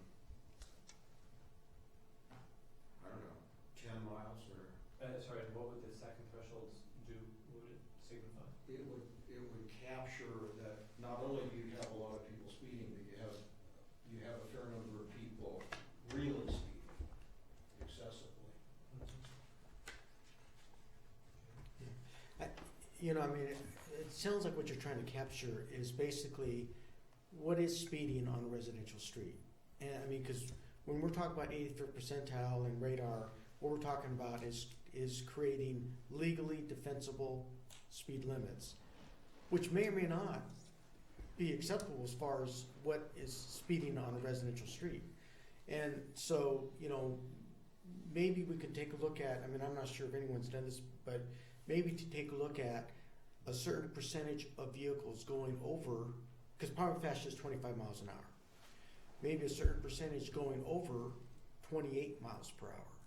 Now, that's not breaking the speed limit law, but still, is that, you know, I mean, on residential streets within Atherton, you know, maybe we want people going below the speed limit. I mean, all the speed limit is a definable speed where someone can be ticketed if they're exceeding it by a certain number, right? So, I mean, with that kind of, Larry, kind of get to what you're trying to achieve is basically some, because it has to be a quantifiable number. But isn't there a presumption with this whole idea of the 85th percentile that 85% of your driving population will drive at a safe speed for conditions? Isn't that the Yes, presumption? that's the presumption. Yes. Well, given that, Given that, I'm not sure if there is a need for this two trigger points. Well, but there are two issues here. One is, what does it take for people to come in? I mean, there's the when can you use radar to enforce? That's one issue. The when can people come in because they feel their safety? But are we saying 85th percentile plus 7 miles? Isn't that what it says? That's now? That's what it currently Yeah, says. I think that's reasonable. I agree. Well, the only other thing I might throw out, because Larry, you were trying to get to those really outliers, and what, if there's a 25 mile per hour speed limit, do you have a speed that you think constitutes being extremely excessive? Yeah. Because then what you can do is set that as the number and a certain percent that's above that I think speed instead. I think it's very context sensitive and we ought to That's true. retain It discretion. is. Because on a narrow street where there's someone could like step out of their driveway and then boom get hit versus Atherton Avenue, for example, where there's 10-foot shoulders between people's hedges in the street. It's a very different thing, and so I don't think that a uniform speed should be applied across all streets. And since it's hard to define the context, that we ought to just retain the flexibility. So, I think the 85% plus 7 will give us the leeway to go forward if warranted. So in this table, you do have local and collector. Would Atherton Avenue be considered a collector? Yes. Yes. And Irving Avenue would not. Would be a local. Just to be clear, what are the streets that are defined as arterial within Atherton? I think the only one that's really defined as arterial is El Camino Real. Oh, okay. And Marsh Road is considered a collector? I would think that's a collector. Alameda. Valparaiso. Oh, Alameda? Alameda might be considered a arterial also. What's the difference? Well, yeah, when arterial really has more of a citywide circulation function. It's the functionality of the street. In a collector street, well, let's say if you started from a local street, the primary purpose of a local street or a residential street is access to the adjoining property.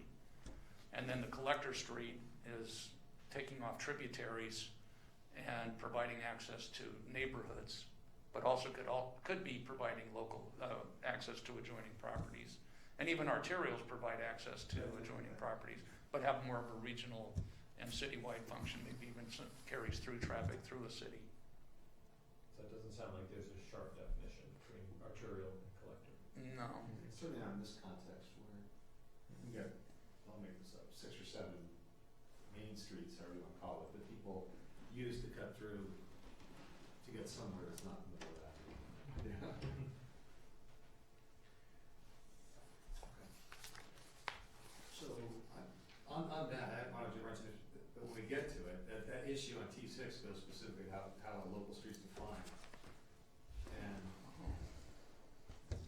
say 1,500 car, I didn't understand the response.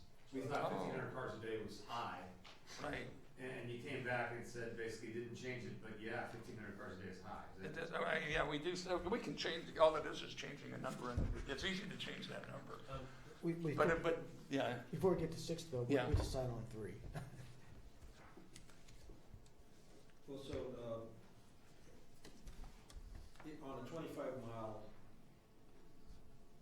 on a 25 mile per hour speed limit, the 85 percentile speed is what, 31 generally?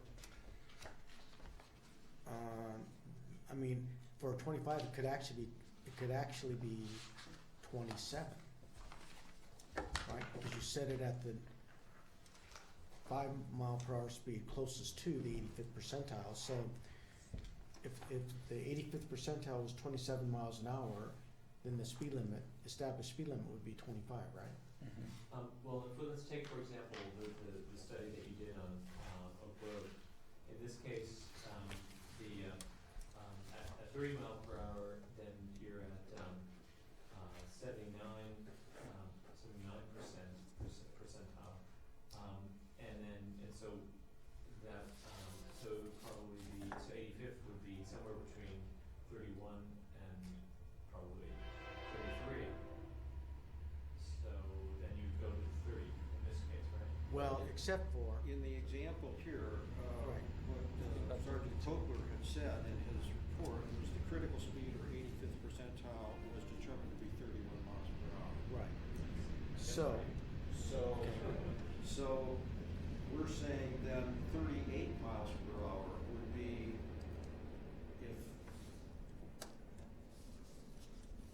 would be the trigger. So the speed criterion of 85% percentile speed plus 7 miles per hour would be 38 miles per hour. Right. And But that's, let's keep in mind, hold on a second. This is Oak Grove, which is a collector, and I don't think we're talking about speed bumps on collectors, we're talking about speed bumps, oh, sorry, no. NTMP is not meant to slow down traffic, I think on collectors, only on neighborhood streets. And therefore, oh, the there are a lot speed, of. but the speed profile, yeah. my point is, just Oak forget. Grove and Lindenwood, we're not talking about Oak Grove on the other side, we're talking about Oak Grove and Lindenwood. Okay, which is doesn't really connect to anything much, it's a neighborhood street, it's not It's just a neighborhood street. yeah, what I would suggest, because I think would help get it to that lower, is rather than measuring it off of the 85th percentile, because, you know, in this example, I mean, to get a 25 mile an hour speed limit on Oak Grove, the 85th percentile could be 32 miles an hour. And how you get from 32 miles an hour 85th percentile to 25 mile an hour speed limit is you take the 32, the next 5 mile an hour increment would be 30. But because of factors such as a lot of driveways and things like that, as traffic engineers, we have the ability to recommend an additional 5 mile an hour reduction to get to the 25. But, so what I would suggest is that rather than saying 85th percentile plus 7, we can say the speed limit plus 7. it really should say, I was gonna say that, it needs to say, it is really speed limit plus 7. Yeah. It's the 85th percentile, that's, Right. Because in the example that I just gave, speed limit plus 7, in that case, would be the 85th percentile. Yeah. Does that make sense? And so, and just to be clear, we're talking about, so someone requests, we do a speed survey, and the results come back, and we're talking about how to judge those results, that's what's at issue here, right? Yeah. Yeah, that works for me. Okay. So the speed limit plus 7. yeah, it is the speed limit, that's what this was incorrectly worded. But- Everything, it says it in the policy, So speed the- limit but plus 7. If I'm not mistaken, a large fraction of streets would therefore already automatically fall within that, right? I mean, the two, so 31, You so could. 85th percentile on this scenario is 31, and so that's, and speed limit plus 7 is 32, so this one just falls slightly below that, right? And so So we're talking about a criteria that, you know, very, very many streets would likely fall into just with standard driving behavior. I prefer, you know, perhaps 85th percentile and 4 or 5 miles an hour and over. I think that addresses that issue. That you don't push most of them into the excessive category. If the presumption is 85% is safe, then I think that's your start. It might be. I think so too, because otherwise, what's the point of doing speed surveys if it's gonna wind up confirming it, you know, just about, every time? Right. And you can find yourself at 75% or more of your streets, you know, if you go with the speed limit plus 7, I think in most you're gonna be, And that's our over experience, the is that, threshold. well, just to tell you, doing speed surveys in a lot of different cities, that's the way it is. What is? Well, what it is that the speed limits are set, if you're supposed to set it at the 5 mile per hour increment, either above or below, you round up or down. Right, Everything's always rounded down and maybe another 5 miles per hour below that. Right. Because it's very difficult politically to just go in there and start raising speed limits all across town. No city's gonna. Yeah. I guess the reason why I would suggest lower is because, again, when we're doing this is drivers, what they believe a safe speed is. I think the perspective we're trying to get to is people who are walking, who would like to walk in their neighborhoods. So it's a different perspective when you're walking on a street and how fast cars are going. That's a different perspective than what that driver feels is a safe speed, which is everything that we're talking about as far as measuring 85th percentiles. So, because I think, you know, the whole goal here is to make streets more livable, which means people feel safer actually walking. And so that's where, to me, you know, we would want to do things to decrease those speeds, even though they're within the law. So. And one of the problems we have is that there aren't sidewalks. People have to drive long distances to get anywhere, to get any services or goods. So those are kind of conflicting characteristics. So then you put pedestrians and bicycles out there where people have to drive a long distance and they don't want to go real slow. They want to get to and from their destination. That creates a problem. That creates that conflict.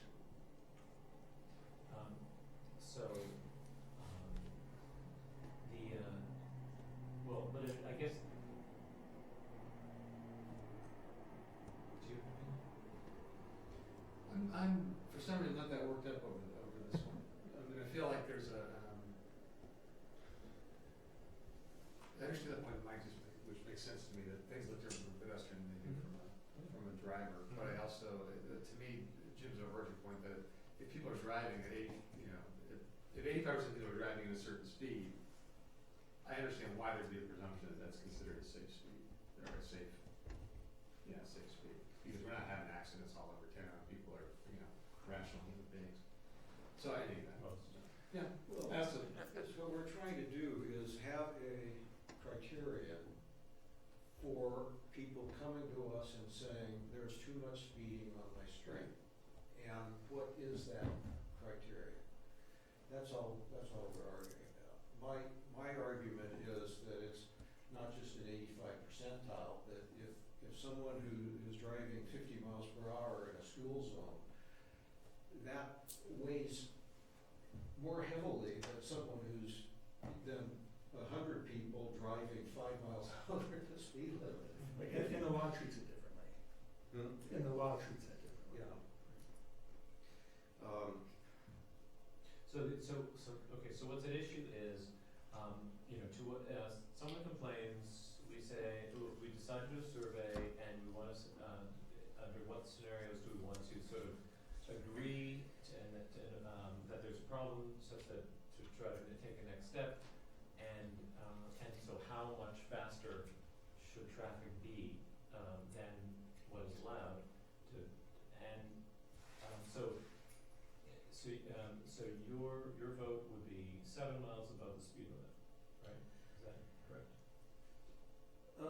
Well, it'd be a place to start. Now, if that too much, you know, I don't know. I mean, but let's just be clear, that number represents the, threshold for if, I mean, not, the question is whether people cross that threshold, it's whether more than 15% cross that threshold. I mean, what is it, how is that number gonna be used in this calculation? Well, it's just, you purely go out, you deal with the survey, and you just see is the 85th percentile above that 32 mile per hour threshold, and if it is, then that's a yes for considering some type of traffic control, or traffic calming. I see. And so, may I suggest 10 miles per hour over, because what concerns me is that, as in the case of this, it's right on the edge of, it's you're talking about 1 mile per hour over what this is. I think that makes sense. And I also, Sergeant Cochler, when would you ordinarily consider issuing a ticket to someone for speeding? I mean, you don't issue them for just 5 miles over generally, unless they're driving recklessly or something. Is 7 kind of a threshold? Or? No, it's more like in the 10 to 15 range. I'm sorry? It's more like in the 10 to 15 mile an hour over the speed limit range. Really? Because a lot of the critical speeds in town on the streets are anywhere from 5 to 8 miles over the speed limit. So, I mean, we usually give a little bit of leniency over that, and it also depends upon the situation, the circumstances, the surrounding, the time of day. I mean, there's a lot of different factors that play into that. There is no one definite, set speed that you're going to be writing tickets at. How many streets are other than 25 miles an hour In Atherton, Yeah. Alameda's 30, El Camino is 35, Atherton Avenue from the S turn to Alameda's 30, Valparaiso's 35, and Middlefield is 30. And Marsh? And Marsh Road is 30, correct. It's only about 6 or 7 streets. Isn't it? Right. Yeah, speed limit plus, yeah. Okay. Plus 10. All in favor? Yeah. Keep the math easy. Well, in terms of the items, those are the ones I had issues with. The rest of them I really didn't. Well, if you guys have gone through, then I'm gonna just look through and see if I had any questions to. Like I was saying, I have some, I don't know, it's your meeting, but you want us to go through, see what anybody's comments on Yeah, 4? 5, I had a comment on 6, which. Yeah, number 6, that was one I thought we still had to work Yeah. on. I think 1,500 vehicles per day is too low for volume. I mean, because, that's not very many. Let's talk about what this is, Ernie. What is this number? This would be more of where you have cut-through where it's volume problem, not a speeding problem. So you could have the speed problem kick in the need to do traffic calming, and have this be under 1,500. It doesn't mean you have to hit all the criteria. Right. So on that basis, you could have a speeding problem, but not a volume problem. I have a philosophical problem with volume, trying to address volume when there isn't a speeding problem.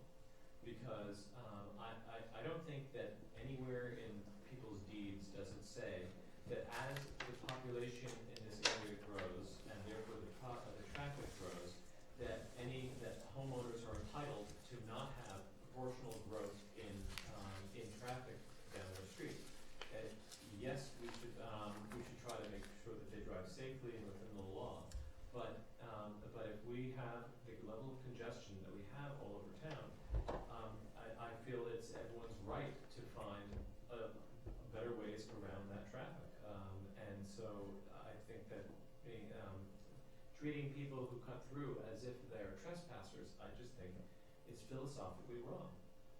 And it flies in the face of the clear advancement in technologies like Waze, which are going to naturally route people those paths anyway.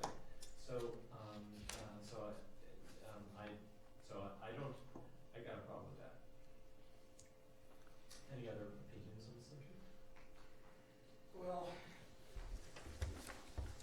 You know, Google Maps, Apple Maps, Waze have really shown people ways to get off the arterials and avoid them. And in the process, Mr. Roadshow in the Mercury had, you know, that big advertisement for Waze, it turned out, because so a lot of cities now are facing this, and they're putting in lights and speed bumps and roundabouts, or the little ones, and traffic circles. That's what, yeah.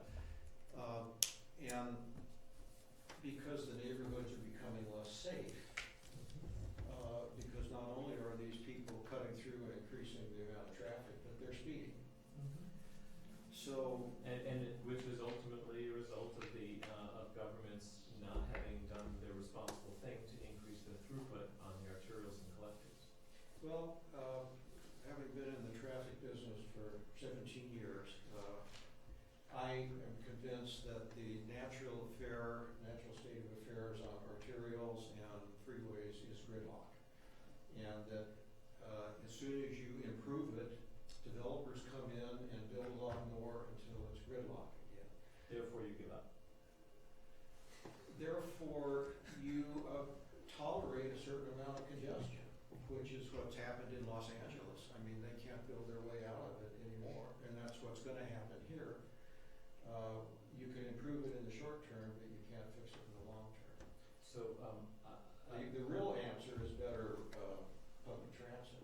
that's an answer. It doesn't work for people driving their newborn to school, multiple children. If you get 15% of the people And there's use so alternate modes, then you've made a huge improvement. absolutely, and I think that I think that getting more people to carpool is going to be the big savior, but then that hasn't happened yet. But But again, that's we're addressing, okay. we're not Right. addressing. Right, the- but my point is that, well, I've been reading a lot about this lately, and this notion of induced demand, therefore, so that immediately traffic comes to fill up any additional capacity, therefore why build any more capacity, creates a sense of hopelessness on the part of urban planners, and that is one of the key reasons why we have not added the capacity, and traffic is going out of control, because of how everyone has given up, because of the belief that you're reflecting, which has some scientific evidence, because they're only looking at, well, I build another lane and poof, there's all this traffic. Well, that's due to pent-up demand, because for 30 years we haven't built enough capacity. So, anyway, I will get off my soapbox, because we're not Caltrans, and we can only deal with what we have in Atherton. But I think the thing in terms of the one Mike brought up here, which was the volume criteria, when I looked at this table that Mike provided, which shows the volumes 10 or 15 years ago versus now on a number of streets, I despair of coming up with that threshold of what would people use, and when would they decide that they needed to come to us to try to fix the volume on their streets? It's tough. Well, and first of all, there's nothing within the current program that will fix any volumes, because we're not allowing anything that's gonna create any type of traffic diversion. But I do agree that with increased volume, and that's gonna be due to more cut-through traffic from drivers who don't live here, but they're trying to get from point A to point B faster, it is going to create probably vehicles driving on these streets at a greater speed than the residents who live on that street want them to. And so the whole purpose of this criteria, and the volume criteria does not have to be met in order for a street to become eligible to get into this program. It only has to satisfy one of three criteria. One is the speed, which we just discussed, or volume, which is what we're discussing now. And I think the third one was accidents, okay?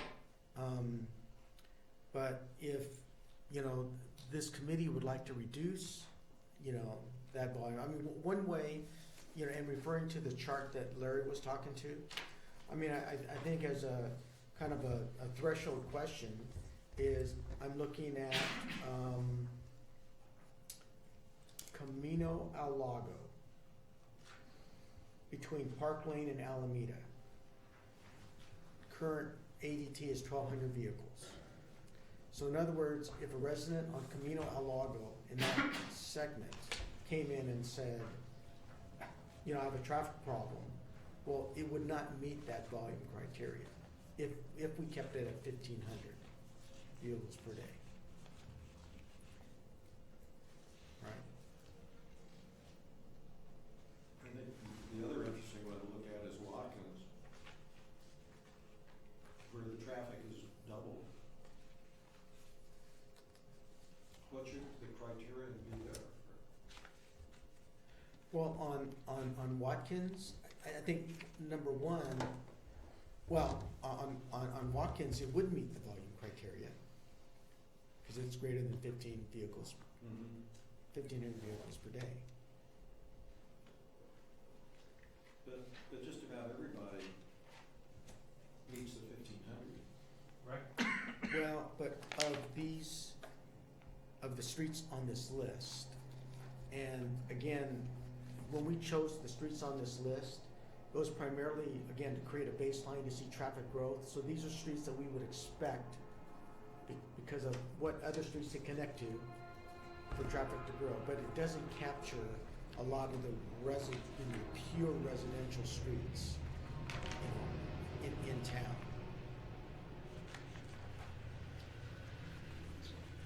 Well, I guess, I used to feel 1,500 was too high, now I kind of feel it's too low. Yeah, see, before we had 2,000 and we reduced it to 1,500 based on the last, if I recall. Yeah, Isn't that what happened at the last meeting? Before we saw this data. Yeah, boy, let me see here. Sorry to. It also, depends on And the reason I put 2,000, just from my own experience of doing some of the traffic calming studies and going out there and the criteria is 1,200 and you go out there and there's 1,300 vehicles and you go out there and you wait for a car to go by and you think, my gosh, it's not that big of a, I don't think it's that big of a problem. And we do these schools and things too, and some schools, I don't think they have any problem, but they want to fix their perceived problem, so you have to try to figure out how do we. It's like going to the doctor and having you say you don't feel well, and the doctor examines you, and the doctor says, well, there's nothing wrong with you, and you say, well, I don't feel good, so then he says, here, take some of these. It's like, that's what happens on some of the work that I do. It's just like that, and that's not really a good way to do anything. I know that the evening's getting on, I don't need to hang us up on this one. I was mostly struck by the answer where you say it's high, but I didn't change it. And it sounds like maybe it's appropriate or. No, I mean, but if you look at these, Yeah. then you see that it's actually very low. Right. Oh, this is a selected group. So these are average daily traffic, and this is from 1997, and April, December 2015. So, there are very few streets that are below 1,500. Oh, can I also mention one other thing? That's for local streets, collector streets, it's 3,000. So I don't know how those streets are classified. On page 8 of the criteria of the We don't have that policy. many collector streets though. Yeah, and a lot of fish are not. Yeah, that's true. Park Lane is over. Well, that would be interesting, actually, let's go down this list and say which ones are collectors and which ones are neighborhood. That's where it says Jennifer's. Yeah, maybe that's the answer, is, just the different thresholds for local and collectors. So that'd be a good thing to add to as a column on that table, maybe. I mean, Watkins is really A becoming collector. an arterial. Right, but it really functions as a collector here. Yeah, and see, that's the other thing, is what's the official, like Steve was saying, the official classification of the street versus what its function is. Yeah. And that definition should be expanded for what a collector street is.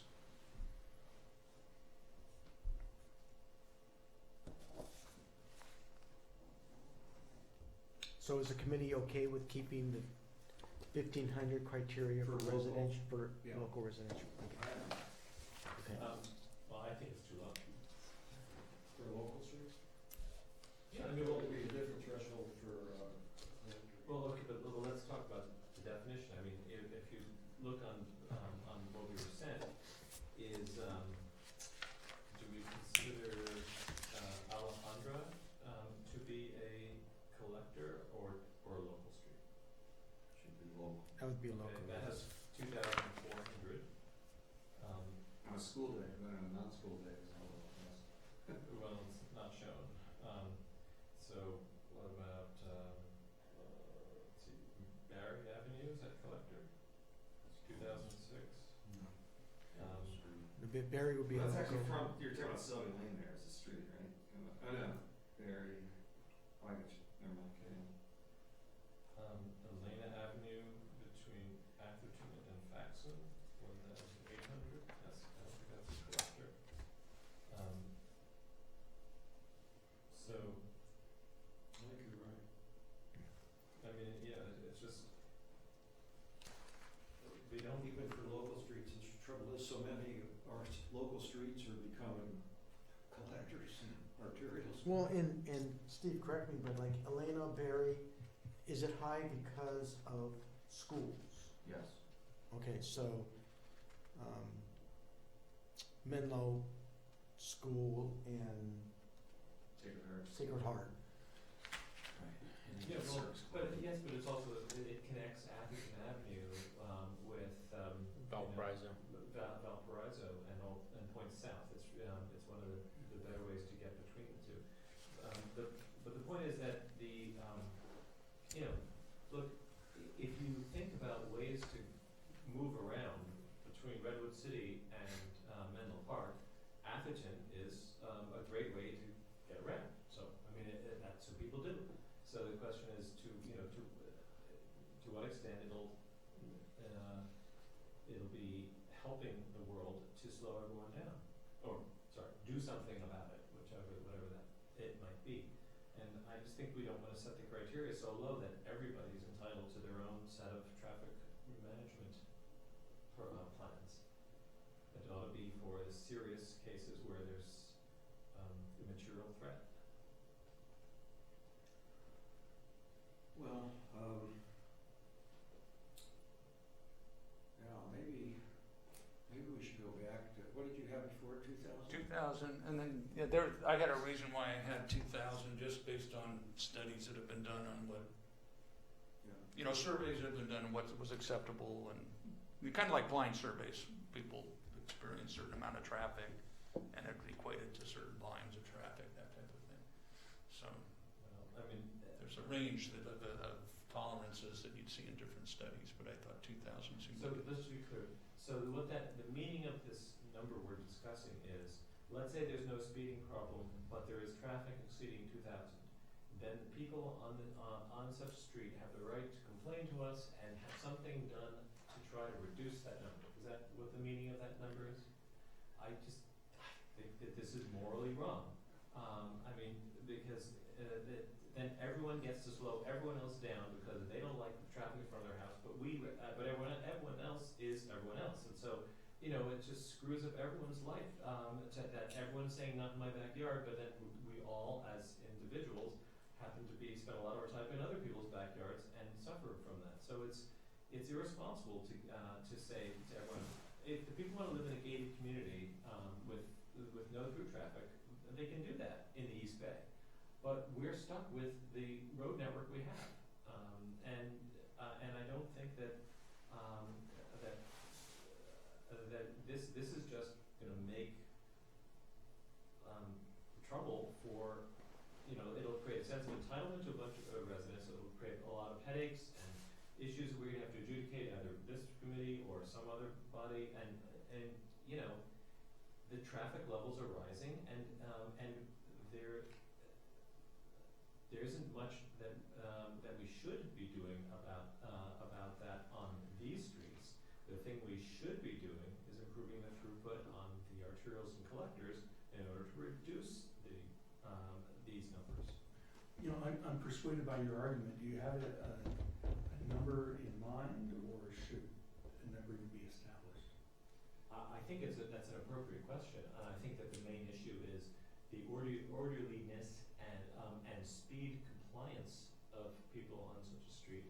And I don't, personally, I don't think it's right to impose a volume restriction.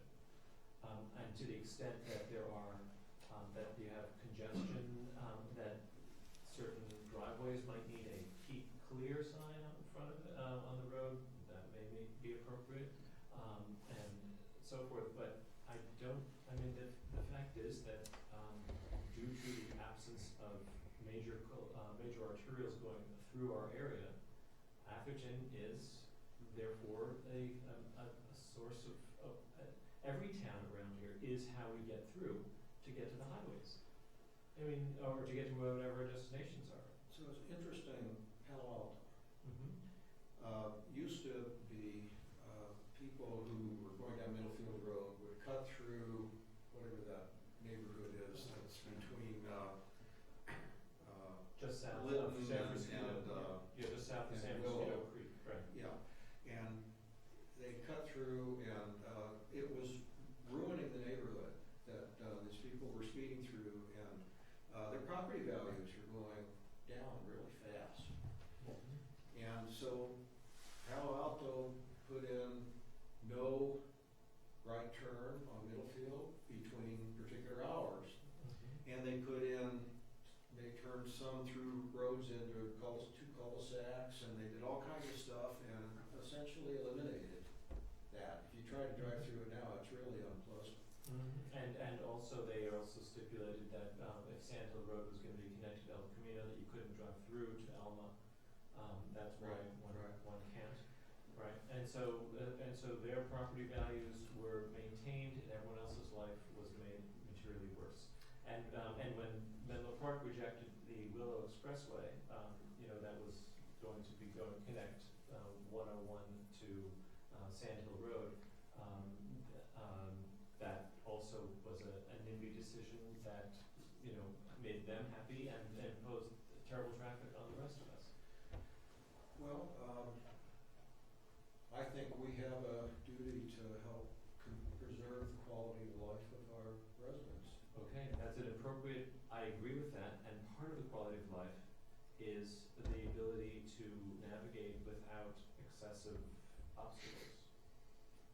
That also to be safe pulling out of your driveway in the morning. Agreed, yeah, I don't disagree with that. So it's a balancing act. But I think we don't really know how to deal with it until we get into this process and we start. If this process were more holistic and dealt with the big problems, not just the minutia, I would be more supportive of the process. The cynicism you're hearing from me is because I feel we're not dealing with the elephant in the room, we're just trying to sweep up the poop. I understand you feel that way. Moving along with the minutia.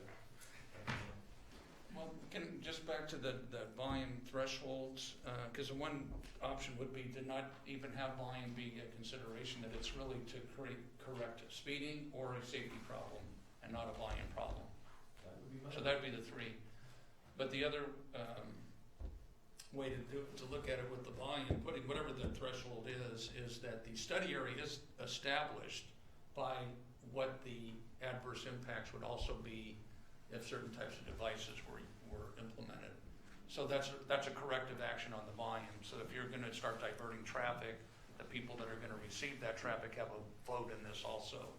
So you do have that as a counterbalance if you do leave a volume threshold in there. Yeah. So for your consideration. I hear everything Gary's saying, I understand it. But from my perspective, I think I'm not persuaded.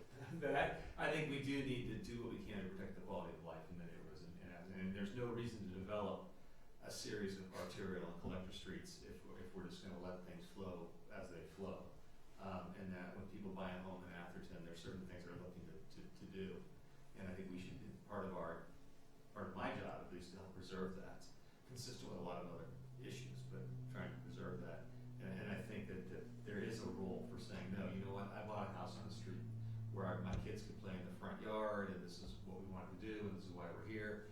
now suddenly we have cars coming through, we have 200 Well, cars coming front through. yard is one thing, playing in the street. In the is street, another. no, I'm sorry, you're right, but playing in the street is something that we're doing and no one ever came through here and now suddenly it's changed. And I personally think we should do something to protect against that where we can. Well, you know, the one other thing that I didn't mention, and Which, by the way, I'm sorry, is consistent Oh, I'm with, I sorry. believe, every other city that I've ever heard of. yeah, because is they, doing. And in fact, Los Gatos has had a major problem with Waze. They're basically fighting Waze right now because when 17 backs up going over to Santa Cruz, they run them through neighborhood streets and it's causing a mutiny there. Yeah. So do we pick a number?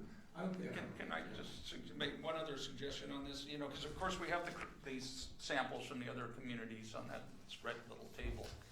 And everybody who does have volume, I think everybody has volume criteria. But the other thing is there's the tire index. Mike, I don't know if you ever worked with the tire index. Traffic infusion in residential environments. I don't know if you ever heard of it.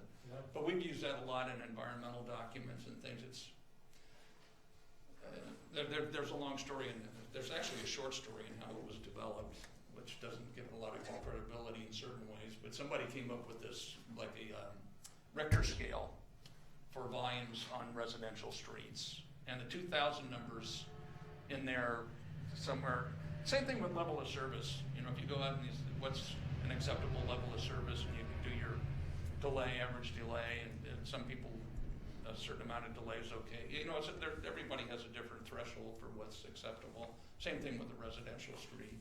So it's very difficult in any of this to just say this number works for everybody. But the 2000, to me, it comes back to the 2000 number.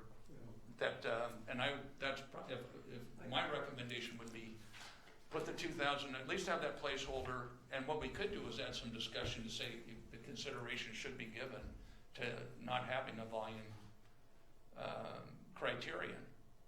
If you want to have that kind of like a minority report or a alternate. I'm not sure.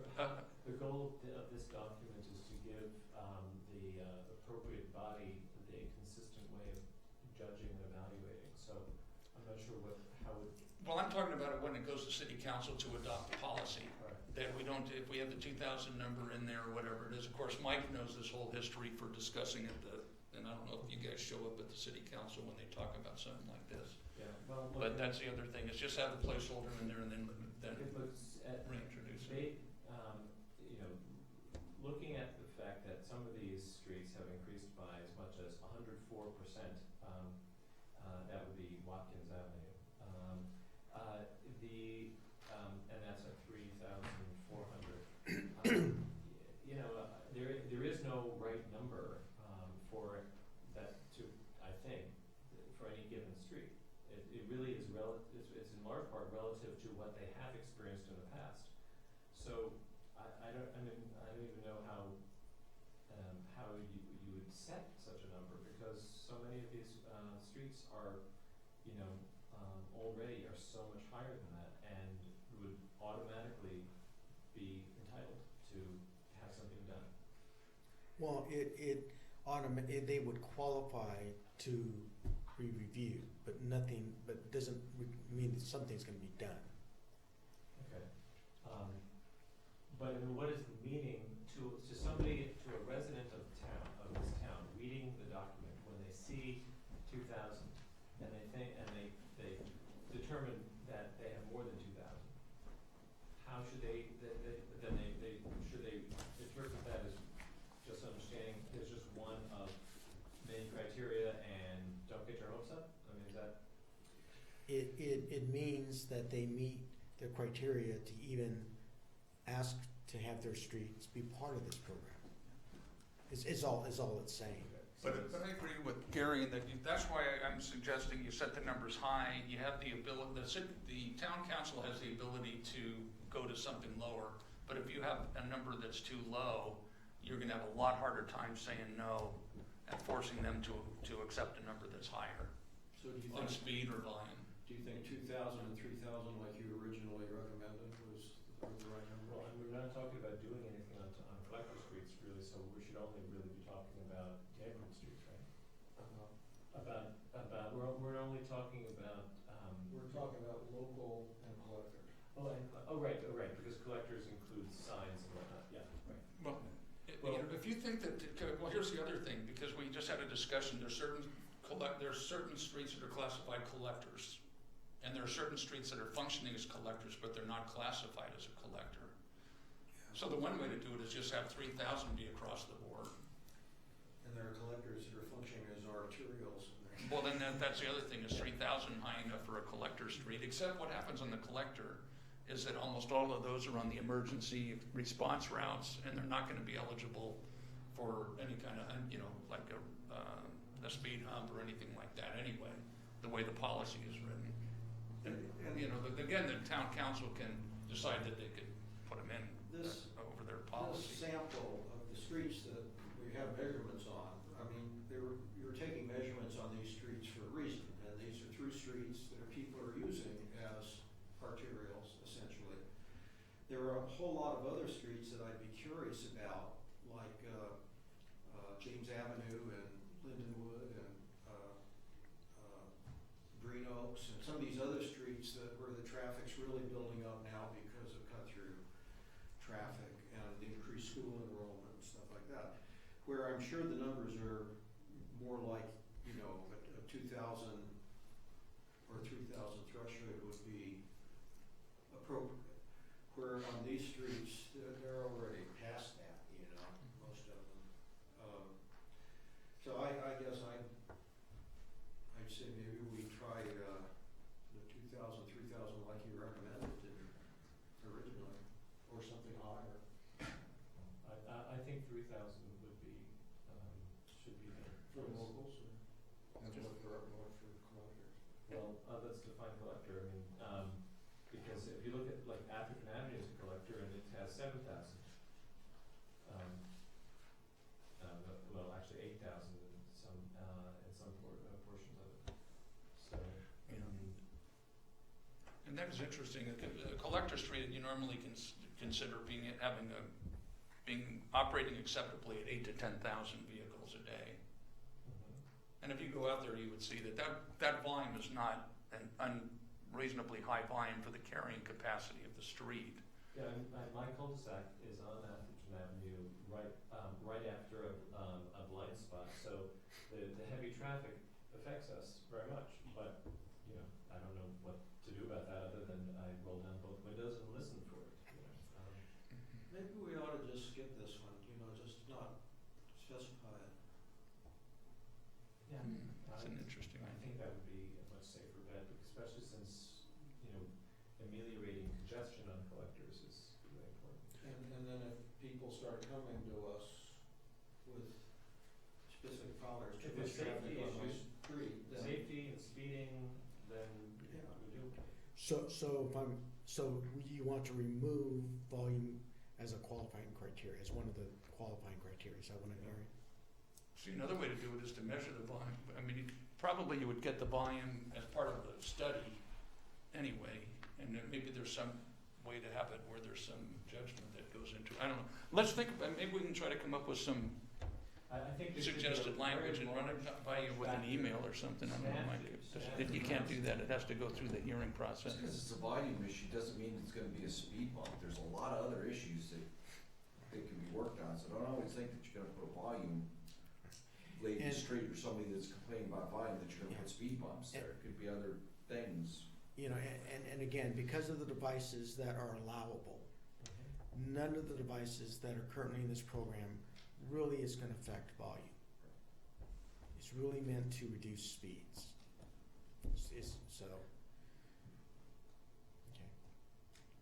So we're gonna remove volume criteria as one of the qualifying criteria then, okay?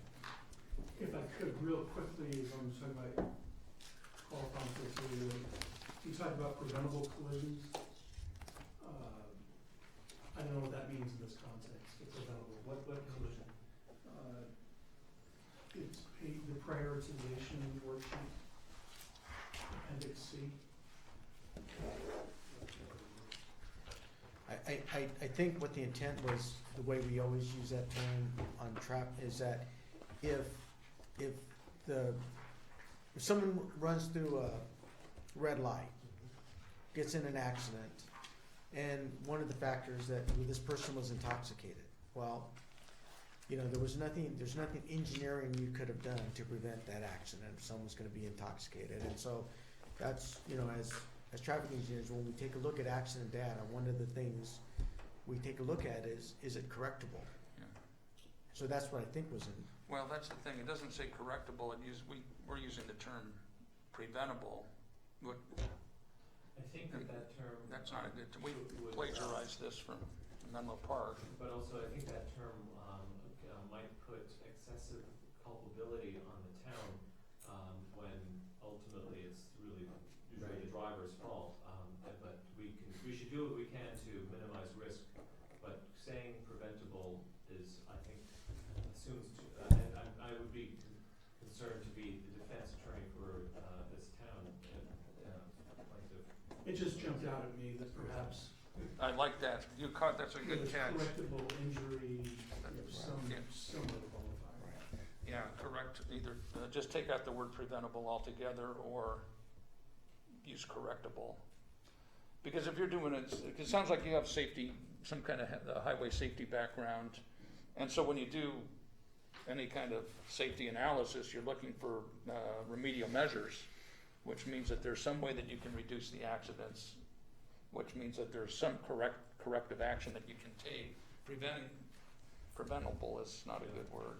And by the way, just because somebody was under the influence, doesn't mean that there wasn't a design flaw at a given intersection. They're just more susceptible to making a mistake at a given location, so. The DUI driver is always gonna be held culpable. Sure. Yeah, I mean, you can't mitigate that culpability. by Right, saying but what I'm saying is that that if we combine both the preventable and the unpreventable, I don't think we'll come up with a very statistically different analysis. Mike, you know a lot more about this than I do. Do you think that assumption is correct? what's that? If we Sorry. combine both the preventable and the unpreventable, would our analysis be that much different? Other than I don't think we have that many collisions in the town. Yeah, correct. So, I think we just take out the word preventable. There aren't that many streets where we're averaging a lot of collisions. So we just strike preventable. I think so, because how do we know whether it's preventable or correctable even until you just first put the collisions down and then you've got to look at them? Yeah, and we also have a database of where various collisions have happened, and I'm not sure that they've been coded for this issue, which we want to be able to use that database as part of this analysis, I presume. Sergeant Cockwood, do you know, I mean, whether that database codes for this issue of preventability? Like, does it say DUI, yes, no, or? Yeah, I mean, we can pull collisions that were DUI related, but, you know, preventable, if you think about it, almost every collision is preventable. I mean, somebody runs into the back of somebody else, the person who ran into him could have prevented it by paying attention. So, I'd say 99% of the collisions are preventable. I would agree with that. Yeah. Yeah, so that's why we don't want to use that term preventable. Are there any other, I just want to make sure I understand, I know it's getting late, I apologize for bringing this up, but the role of the transportation committee, I'm still, want to make sure that the committee's comfortable with what their role is, because it's an unusual role unless there's a change that we made in the manual. What will the role be of the transportation committee now? That's this thing that's drafted. Yeah, let's see, I gotta turn to the page. I'm looking at T6, and it's limited to the appeals process. Please just be aware of that's the role. Right, because it's advisory, it's an advisory role. But the transportation committee wasn't included in the appeals process before, and the transportation committee is. My question sort of an overarching one, which is this committee's not hearing anything about this really, unless it comes up on appeal, and then it's sort of a negative. Yeah, that's troubles me too. I think, like I said before, that the council needs the committees to do some of the work. Yeah, may I suggest that, that there be both a public notice and a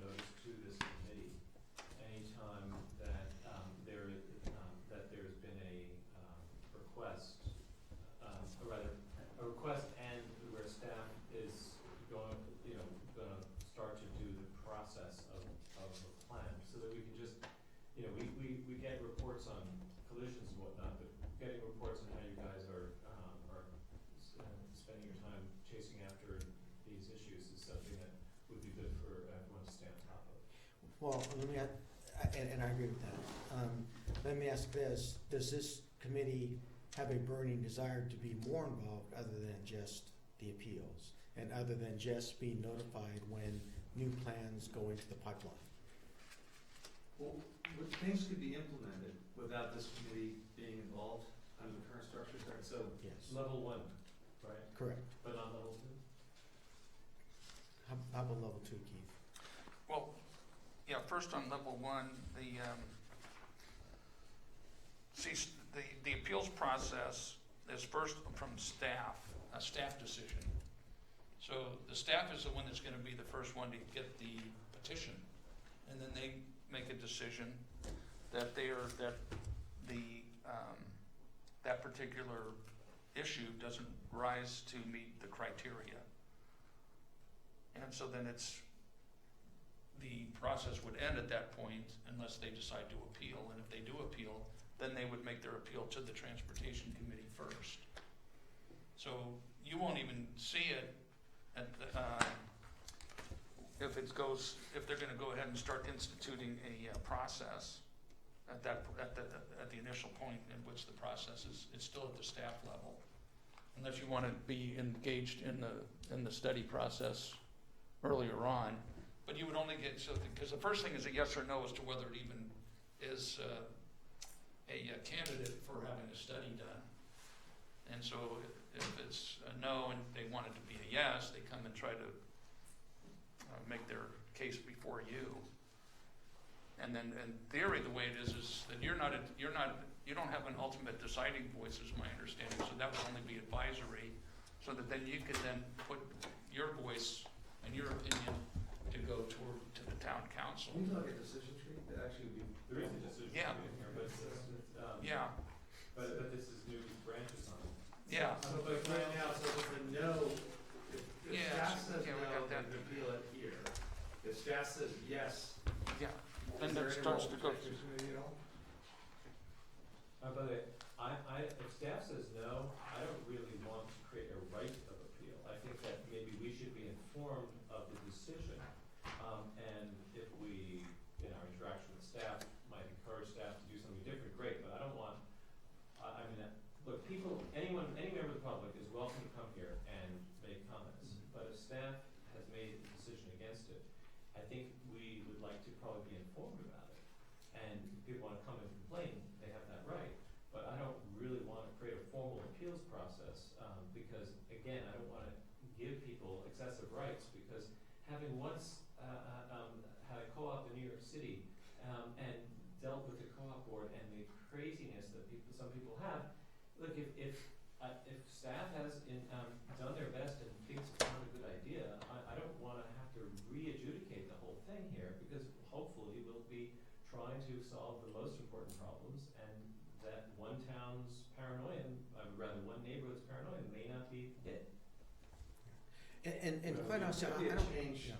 That'd be a change from what's drafted, right, because what's drafted has it. But I'd also would love to understand how else this committee would be involved, unless there's a change made to involve staff. I think there's very little involved. Okay. What? I think there's very little involved now. But I would like to insert ourselves with respect to some of these level 2 measures. The last bunch, gateways and entry treatments, traffic circles, speed bumps, roadway narrowing via landscaping, and turn prohibition signs. These are all level 2 measures where, frankly, I would like if this committee were to approve those. Okay, so, what we could do is change the document, so for level 2 measures, that they need to come before this committee, because those are gonna be going to city council for approval anyway, because there's gonna be funding involved, before, so we can bring it to this committee for your review, That- prior to That would make sense. going to the city council for, final approval and funding. I think that makes sense. Okay, so let's change, Keith, did you get that? Yeah, let's see. Would it make sense to have a monetary limit on that, so if it was a little thing like, No, Well, that's intrinsic to level 2 measures by their nature are higher threshold. And by the way, any approval process should come along with the dollars. And I might add, we should probably keep track of how much it's costing in terms of staff hours and the value of that time to do all this stuff. Because it may be material and, well, that's and, and again, I think if you take a look at other programs that have been in place, the big cost is staff time. Because really, this is about a process more than anything else. Because if you end up just implementing some markings and a few signs, the cost of those relative to going through this whole process it's a lot more cost in the process. funny, markings and a few signs is as most of what I've been trying to get done on this committee for a long time. Anyway, okay.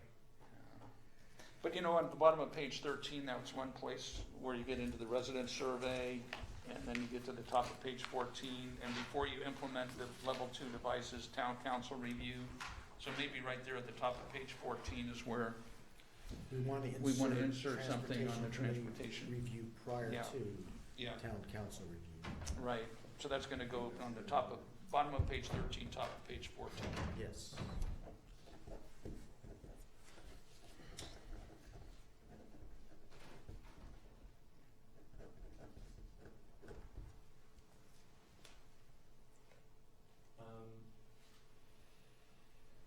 By the way, as long as we're on page 14, I disagree with the threshold level required for removal of a level 2 improvement. Currently, it says you have to have 67% voting to remove. And I mean, honestly, if you have a majority of people who are unhappy, to say no, you got to live with it. That doesn't seem to. I mean, we might have a special assessment of the same neighborhood to pay for its removal because these are the same people who voted it in. But I think that we shouldn't impose it on people if the majority don't want it. So what are you saying? Well, I'm saying that the threshold for what fraction of people need to vote to remove something. I'm on page 14. Yeah, I see it. So what do you think it should be? Well, I would say a simple majority. Okay, so just let me ask a clarifying question. What percentage needed to support it in order for it to have gone in the first place? Well, Is it 67%? yeah, see, we were still at 67%. Okay, so by doing what Gary's saying, we'll put this in, I wanna make sure, is that it requires 67% support in order to put it in, but only 50% plus 1 after it's in to take it out. Right. Is That that, doesn't sound right to me. Well, let me explain why I think it might be. The other third were probably not against it. They were probably mostly non-respondents and with maybe a couple of no's. Realistically, that's how it's likely to break down. If those couple of people against it are now a majority, and the people that are for it, who were for it before, are probably voting still to keep it. But if you have a simple majority of people that say no, this was a bad idea, please get rid of it, then I think it's not unreasonable to get rid of it under that scenario. However, I do think it is reasonable for us to say, you want to get rid of it, you pay for its removal. And I mean, that's. let's see, and the scenario that you're describing is the reason why we want that threshold high to begin with? Because what we don't want is improvements to be put in only to have people complain about it after it's in to take it out. Because not only is it a waste of money, but also what we don't want to do here is create divisive situations amongst neighbors. Yes. That's not the purpose here. So That's also why I'm advocating this full disclosure warning up front about all the negatives of whatever the control device might be.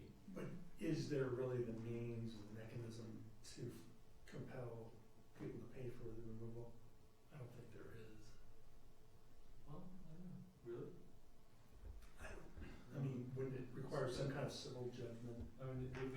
town doesn't have the right to do a special assessment among, Not a vote for it. Not a vote. It requires a vote of the people. well, maybe the form that they fill out to have it removed is in fact a voting form.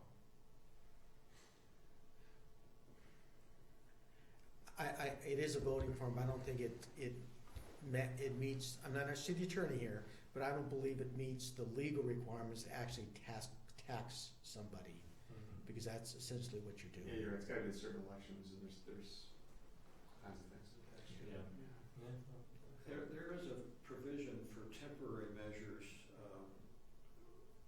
which might be a way to help prevent this situation where you sort of try things on a temporary basis and people get a chance to experience it, and then it's not as expensive to take it out. Well, I don't know that it won't be as expensive to take it out, because some of these, it really depends on what that temporary measure is.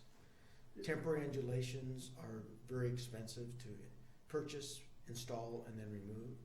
But there may be other level 2 devices which is not as expensive to undo.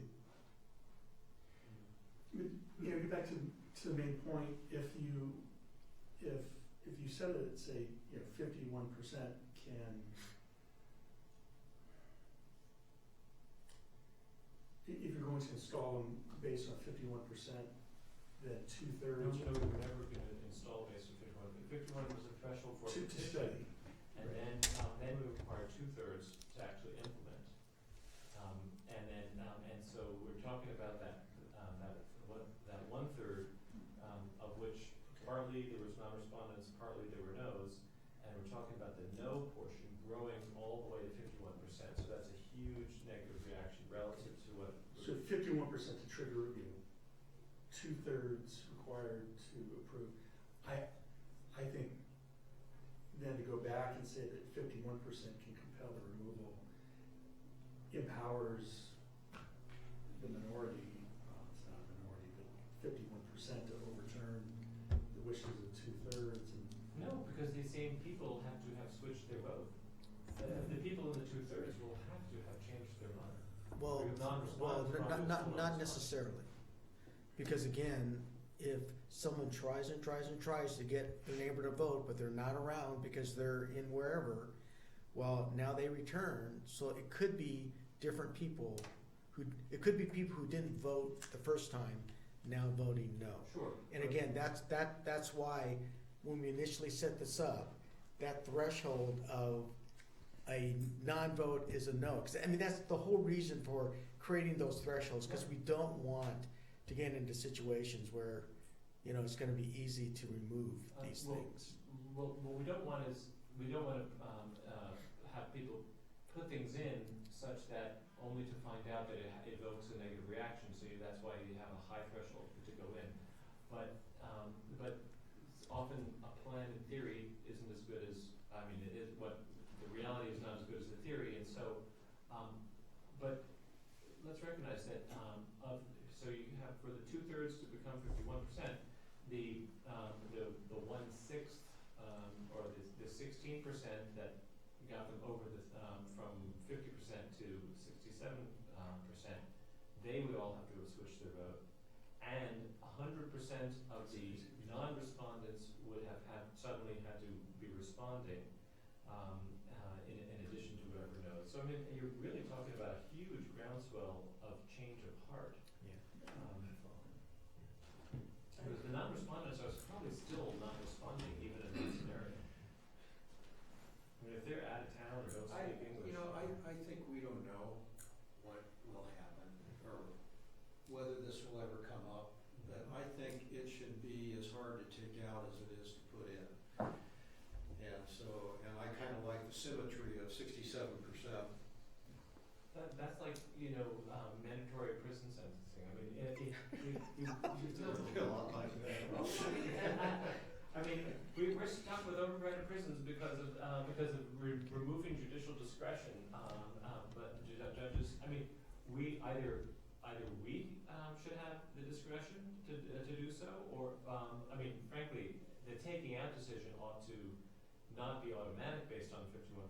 But if if we are informed that a majority of these people don't like it, then if we think they're right, then that ought to be enough for us. So the question is it an entitlement, or is it simply a guideline? And that's a Right, and again, if, if history plays out, which doesn't necessarily mean history somewhere else is gonna play out here. But where there's been the opposition is where that device was placed, the property owners that it was placed in front of. And so, that's been my experience, is when there's been opposition, whether it's undulations or other types of things, that people are supportive as long as it's not in front of their house. So, maybe to prevent that is that, let's say, and again, we're primarily talking about the level 2 devices, that let's say you get the 67% support, but then wherever it is physically going to be placed, you need that property owner or property owner's agreement. I agree. And with that. if they, That came up, as you remember, that's down here. We Yeah, decided- that's T11. oh, okay. That came up last time when we had a discussion about it, and Yeah, So- because we don't so- have so- that in there right now. So what I'm saying is that a single property owner has veto power if they don't want that device in front of their property. I think that that's a reasonable thing for the putting in. Yeah, and because I think that might help mitigate the taking out later on. Because if they've affirmatively agreed, then, Yeah, and if you look at that attachment 1, the little table, there's two Sunnyvale and Santa Clara. Santa Clara says that there is a veto power. They have to get 100% concurrence of adjacent property owners for some devices, for where you're gonna put them. And then Sunnyvale, it's 100% of residents within 100 feet. Okay. So, could add that as a voting criteria. And here, that could be the same property. In all likelihood, it may be the same property. Yeah, 100 feet of frontage, yeah. well, I think 100% of the people right in front, and then the question is, do you want to give the people adjacent who are having to hear the acceleration sounds and the squealing of brakes going in, do you want to give them some other excessive vote? I mean, So if that's, so maybe we can write something up where basically the veto power is, the property owner, and 50 feet on either side. or maybe even 100 Okay. feet on either side if it's a different Mhm. property owner. Right. Yeah, I think that's very reasonable. But I think that would help mitigate the removing, taking it And- out. we But also also- wanna have it stay in for a certain period of time. One of the things I'm learning from the bike sharrows that are out there is, Mhm. I'm hoping that when people get used to them, they don't have the same strong reaction that they have. There are a lot of strong negative reactions to those sharrows. And you'd think that if they're in place for 6 months, people begin to get, used to them, they kind of live with them for a little while. So you wouldn't want someone to come back day 1 and say, I hate this thing. No, we're not talking about doing that. We're talking about getting people to agree 100% before putting it in. But the removal criteria, we still haven't actually do that. We're back to put in criteria. I think that's a great plan. But one of the things this also means is probably in terms of your process, you might, before you even do a speed study, which has costs associated with it, you might want to, if there's a hypothesis as to what would be the thing you do if the speed study confirmed the allegation, you might want to say, have a form saying, okay, we think that this warrants the following types of control devices. And we think that the logical place to put it is here. Please get 100% of these people to agree with, or else there's no point in doing the rest of the work, because that way you put it back on the organizer to get that agreement, and then if they can't get that, then you will save yourself a lot of effort.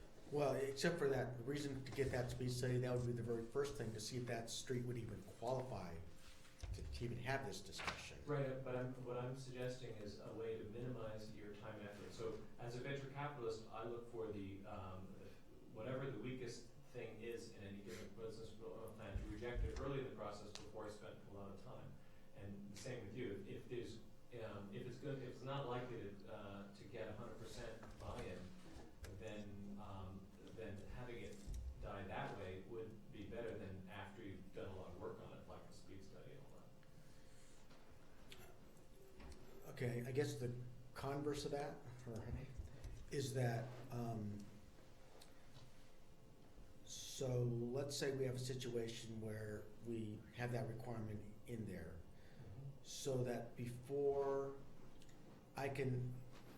so me, the neighbor now, who is trying to advocate for this, I'm gonna spend a lot of time to try to get that support, only to find out once I get that support, okay, city, go do your speed study now, find out that you don't meet the requirement, so sorry, but you're not in the program.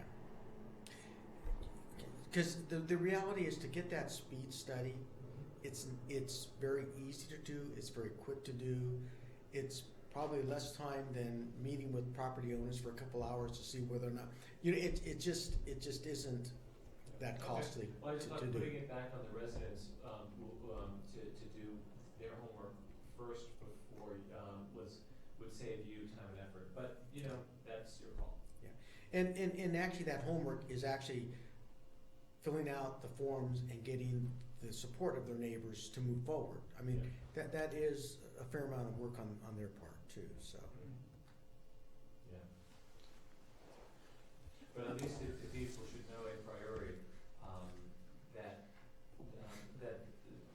ultimately that is a step that will have to be crossed, and therefore they might, before they even get the petitions from the whole street, if they have a hypothesis as to where to put it, if they don't have enough people saying yes within 100 feet, then, or 200 feet, then they might just say, forget about it. Okay. I'm just going to add one other sentence on page 14 about the removal of the devices, that the devices are in place for a certain, like a 6-month period. Even if they're temporary? Well, the temporary devices have to be there for a certain length of time too, to really have them. I mean, do you want it to be a month or 2 months or 6 months? It needs to be there for some period of time. I don't know that we need to decide. Just let it go. You don't want to. I mean, We don't need to have up to the town to decide. I mean, Okay.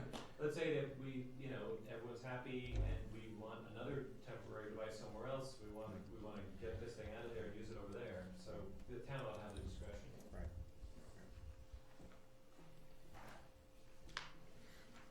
Well, some of these are permanent devices too, though.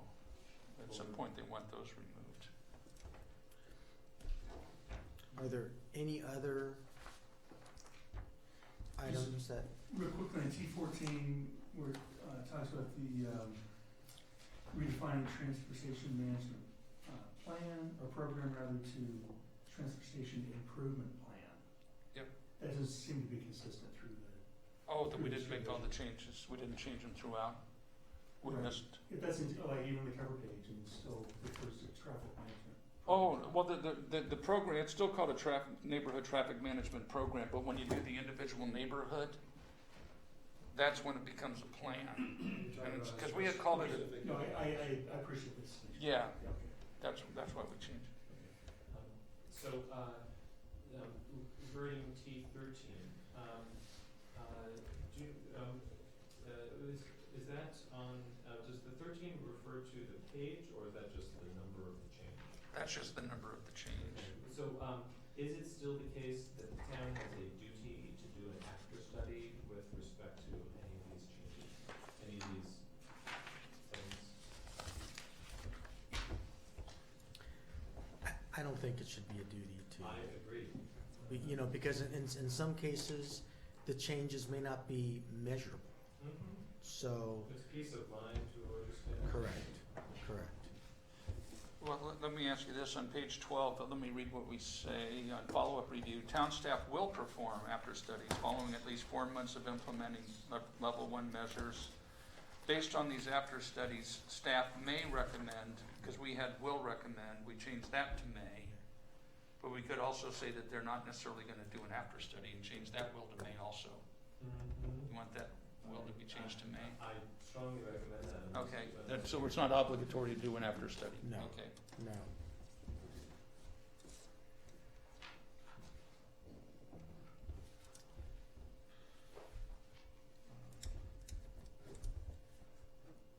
Are we done? I don't know. So on page 8, in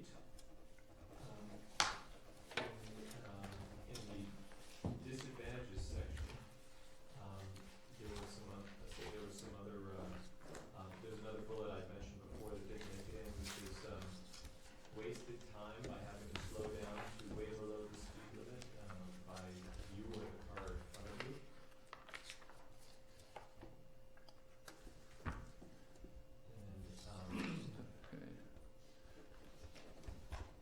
And one other one, which I didn't mention before, but there's an adverse public effects of encouraging people to drive SUVs, which have greater gas consumption and higher accident rate, and they impose a worse accident impact on other people.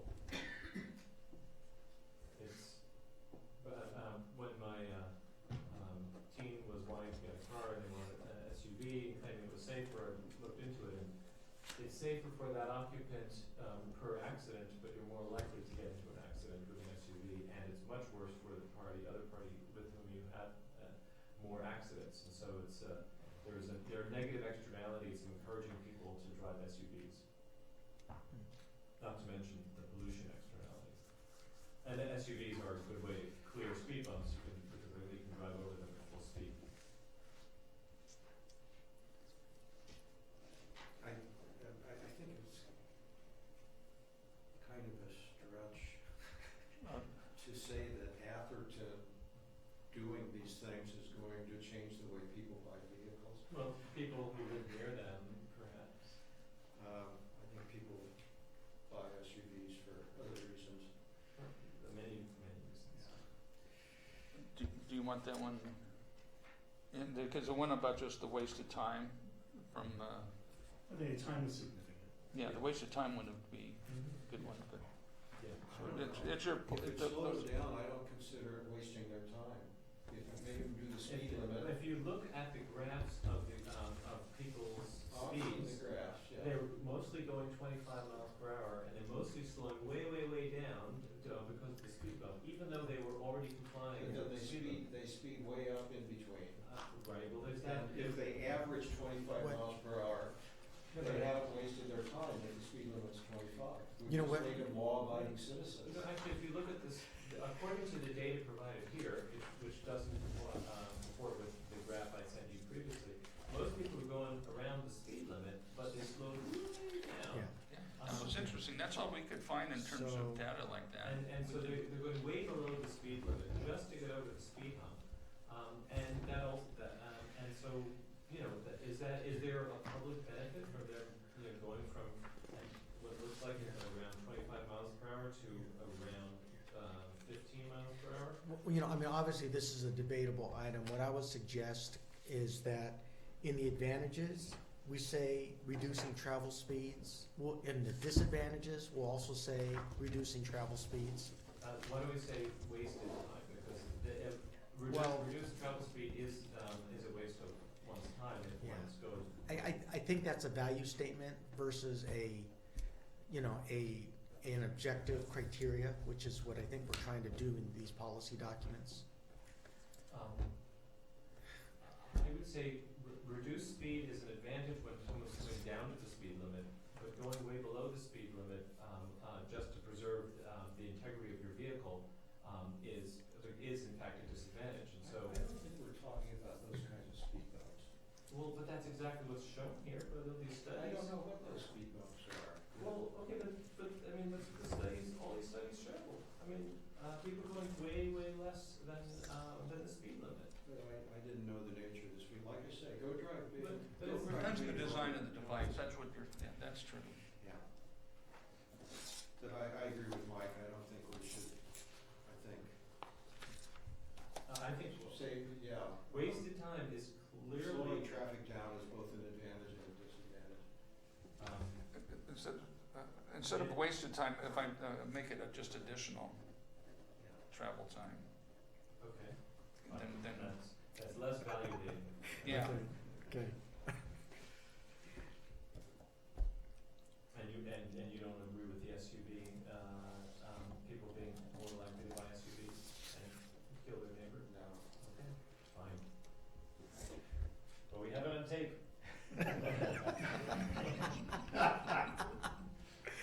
Or you got more? I think actually that is, I think that is most of it. Okay, Oh, wait, no, sorry, we covered that. We're way behind. Okay, we wanna get to my favorite subject, yeah, okay. This new business, I think we can rush through the rest of the schedule, but, Well, before we begin, what's the action item on this? Are we done with item 4? yes. So what happens from this point on? Does it get sent back for additional I think revisions and then? Keith makes the revisions, and I guess we look at it again in our main meeting. We could bring it, is that's the desire of the committee, is to make the changes and bring it back for one final. I think that would be a good idea, All because right. not everything from the last time got in, so just to be sure. Sure. And we tried to schedule a special meeting to shorten the schedule, and it didn't work. So I think we just go with the next meeting. Okay. Which, by the way, for, I think it's John Ruggiero and me, we're turned down. Really, just maximum percent? Yeah. So what happens is if you serve 2 terms in a row, you have to go off. And they accept new applicants for the positions. If no one applies, then you can go on again. Can we keep it a secret, or do we just solicit people? No, but Teresa will be soliciting people. It's not just our committee, it's a bunch of committees. So anyway, that, So does that mean that May will be both your and John's last meeting? So this isn't your last meeting, correct? no, May will be our last meeting, Okay, and the new members would come in the July meeting. okay, all right. Remember at our last meeting, we had somebody coming to complain about the parking problems on Rebecca Lane with the parents dropping off, taking home students and so forth. Mike, did you look into that, or? No. So I drove down Rebecca Lane, and there are like, I don't know, 14 signs that say, no parking anytime. And I mentioned to Mike and to Ed that I thought, why don't they say no stopping between the hours of when students would be picked up and dropped off? Because having no parking is actually a restriction for the local neighbors. If they have a party or something, their friends can't park on the street legally. But, so I was hoping that maybe the Rebecca Lane people, I haven't talked to any of them, and, but that might be a better solution. And, I don't know how much it costs to replace the sign, but, anyway, that's what it's Yeah. about. Okay. You know, and that's something that if having no stopping, and Anthony, correct me, but I believe it's, from an enforcement standpoint, is more effective than no parking. And, so if the residents on Rebecca Lane, if that's something that they are interested in doing, I think that's certainly something that could be supportable. Because the cost of the signs is pretty nominal. I mean, it's not, But You know, let's just be clear, so, isn't the main issue that they had, that the driveways were being, blocked, right? And so, so the solution here is to just totally evict all the parents, because some of them don't know how to stay out of people's driveways, right? might there be an intermediate solution first of maybe having a keep clear on the pavement outside of everyone's driveway, or everyone who wants it? Because I'm only suggesting that because I sympathize with the parents who there isn't an effective drop-off or pickup system within the school grounds, and so they got to go somewhere. There are a lot of things that the school should do that they won't because they don't have to, and maybe having the parents complain to them about that would make it more likely they do something. But again, I think one of our responsibilities is to look after our residents. Oh, sure, but I'm suggesting that a solution, the question is, has anyone proposed to these residents this solution? Because it's a try to split the baby, well, not split the baby, that's a bad metaphor. It's a compromise that might be good for both those residents and also for I think keep clear is kind of a fuzzy message where no stopping, I think everybody understands. Yeah, but that does preclude like the parking scenario, for example. Most parties aren't happening when the schools are convening. So the idea would be between hours of Right. And it's probably only the afternoon hour that's an issue, I would guess. Well, right now, the problem with Rebecca is it's marked for no parking. And it's been marked for no parking for several years because of complaints from the residents. However, I tend to think some of the signs are missing or have been pulled out because there's been some construction on that street. And a couple of the residents who built new houses on that street have built themselves parking on the street, off the street, but in front of the house. So, one of the problems is if you put up no parking or no stopping signs, then the residents are now in violation of parking on the street. And, it comes down to the same not in my backyard where you don't want people to come on your street, but you want to be able to park there. So I think there's got to be that balance that has to be found about what are we going to do to make it fair for everybody. If we're going to allow people to build parking strips in front of their house to park their cars, then we're going to go out and cite them. There's going to be some repercussions from that. My thought was just no stopping between, 3:30 and 4:30. But people are going to not respect that until and unless a policeman comes around at those hours. They're more likely to respect it than what they're doing now. Yeah, but what I'm trying to do is directly address the problem, people being in front of people's driveways, without totally eliminating because I'm sympathetic to the parents who got to go somewhere, and it's this NIMBY thing, and so I was just trying to do a surgical correction instead of the blunderbuss, and to me it's like saying no, all of you out of here is the blunderbuss, and I just think trying to solve it with keep clear might be a better solution. At least it's worth running by the residents, and if they say no. Huge number of clear paintings on that street because they're quite. Fewer than the number of Sharrows in Atherton. I mean, Well, it's not. Painting on the I street didn't is count how many houses were there, but it's a pretty long. On Rebecca Lane. Yeah, it's a pretty long lane. It's a good sized cul-de-sac. There are two on opposite each other, right? No, Rebecca Lane's on the south side of Oak Grove. You're right. Okay, yeah, it looked like the other side because that's the driveway to the church and the nativity parking lot. Well, why don't I'll contact the residents and see if they'd want to try that. If so, they should go to the staff and request it. And I assume that staff can just go ahead and do that without any checking with us or anything like that, right? Yeah. As far as signs, I need to check with Steve Tyler. I'm not sure what the requirement is as far as. No, the question is about keep clear on markings in front of people's driveways. No, I would probably take that. That would cost money.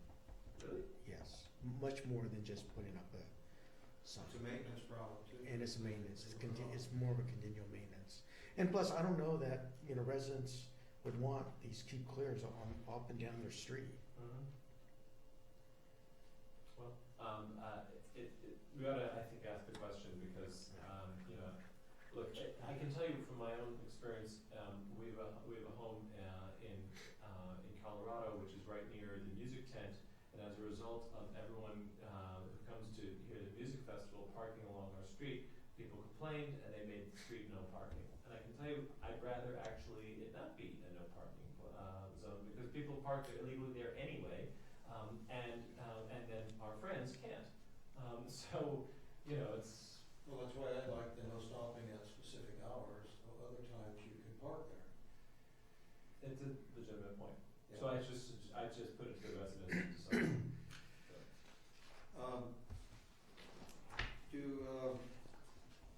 Under the old business, do you wanna run through any of those, Mike?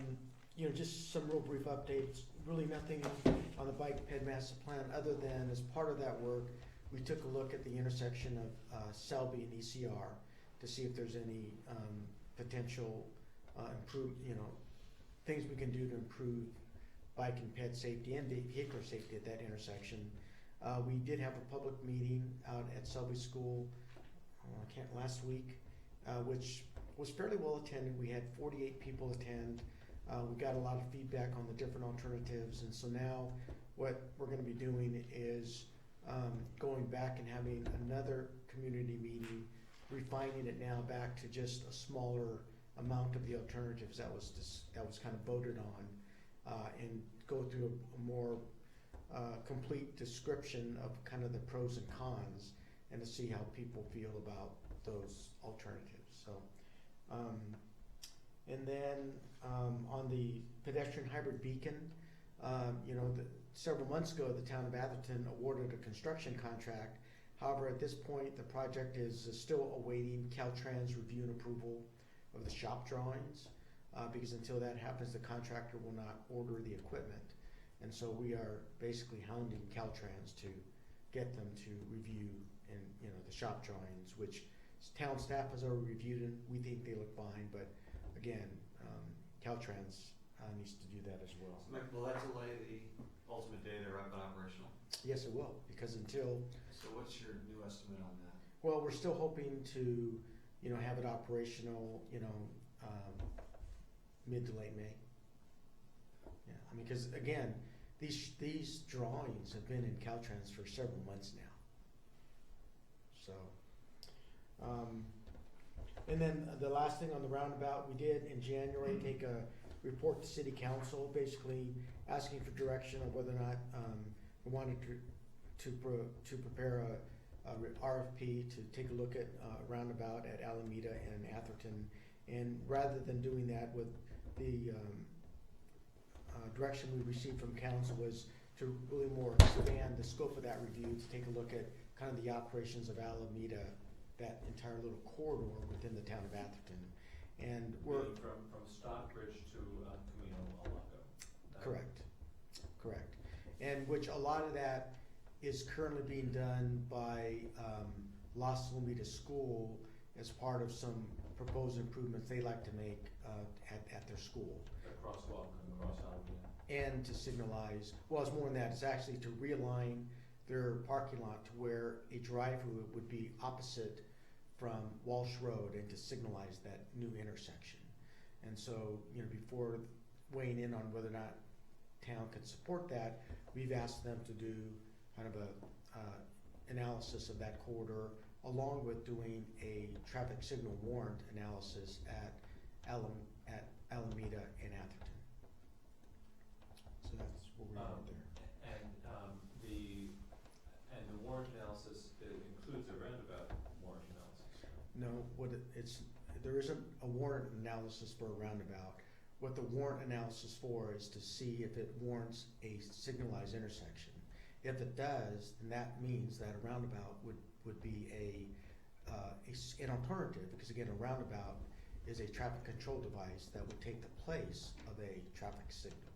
Okay. So in other words, any time a signal is warranted, then a roundabout is all as well Yes. subject to all the factors that go into deciding which Yeah, but as far as the need to have that intersection controlled by something more than just a four-way stop, that's really what this warrant analysis will identify. Do warrant analysis look at throughput improvements associated with a change of signalization, of a change control device? I don't believe it looks at throughput. It's really more about accidents, traffic volumes. Well, see, now what's happening is, well, because roundabouts are becoming so ubiquitous, I guess you could say, that Not around here, but what they are starting to, well, what's happening is Caltrans now requires roundabouts to be looked at as an alternative to a signal, and actually is the first alternative above a signal. So, and then typically what you do is, like Mike was saying, you do the warrant analysis, but that doesn't tell you delay. So you can do an analysis reason why I of asked the the delay, question and is, cost-benefit analysis is another part that you normally look at. Right, but the reason why I asked the question is that the problem with that intersection has to do with the delay associated with stop signs and the congestion that causes. And both a traffic signal and a roundabout offer better throughput than the current stop signs. But I don't think that one can look at the traffic statistics. I don't know if the accident statistics would tell you to do this, but the throughput analysis would. Yeah. And so my question for you, Mike, is somebody going to look at the throughput? At this point, well, I'm not sure, you know, and I don't know, Keith, is there analysis to take a look at throughput? Yeah. Okay. So, and it's just basically a level of service analysis. Okay. And you can do that for a roundabout, and the roundabout's going to show to be superior to a signal most of the time. Which makes sense, because in a roundabout, the cars are never stopping. Right. But then you got the cost of the so a lot of times roundabouts can be cheaper than a signal, but a lot of times signals can be cheaper than a roundabout, depending on the situation. I mean, if you're, But they are also. you look at the footprint of dangerous. what a roundabout has to be. Yeah, roundabouts are safer than signals. I mean, it's just been proven. 1/10 as many fatalities Yeah. at roundabouts. And It's so overwhelming. It's so, I became a strong believer in roundabouts. Me too. Yeah. So, And what we found is, like down in Pebble Beach, they're doing one down there at the entrance to Pebble Beach.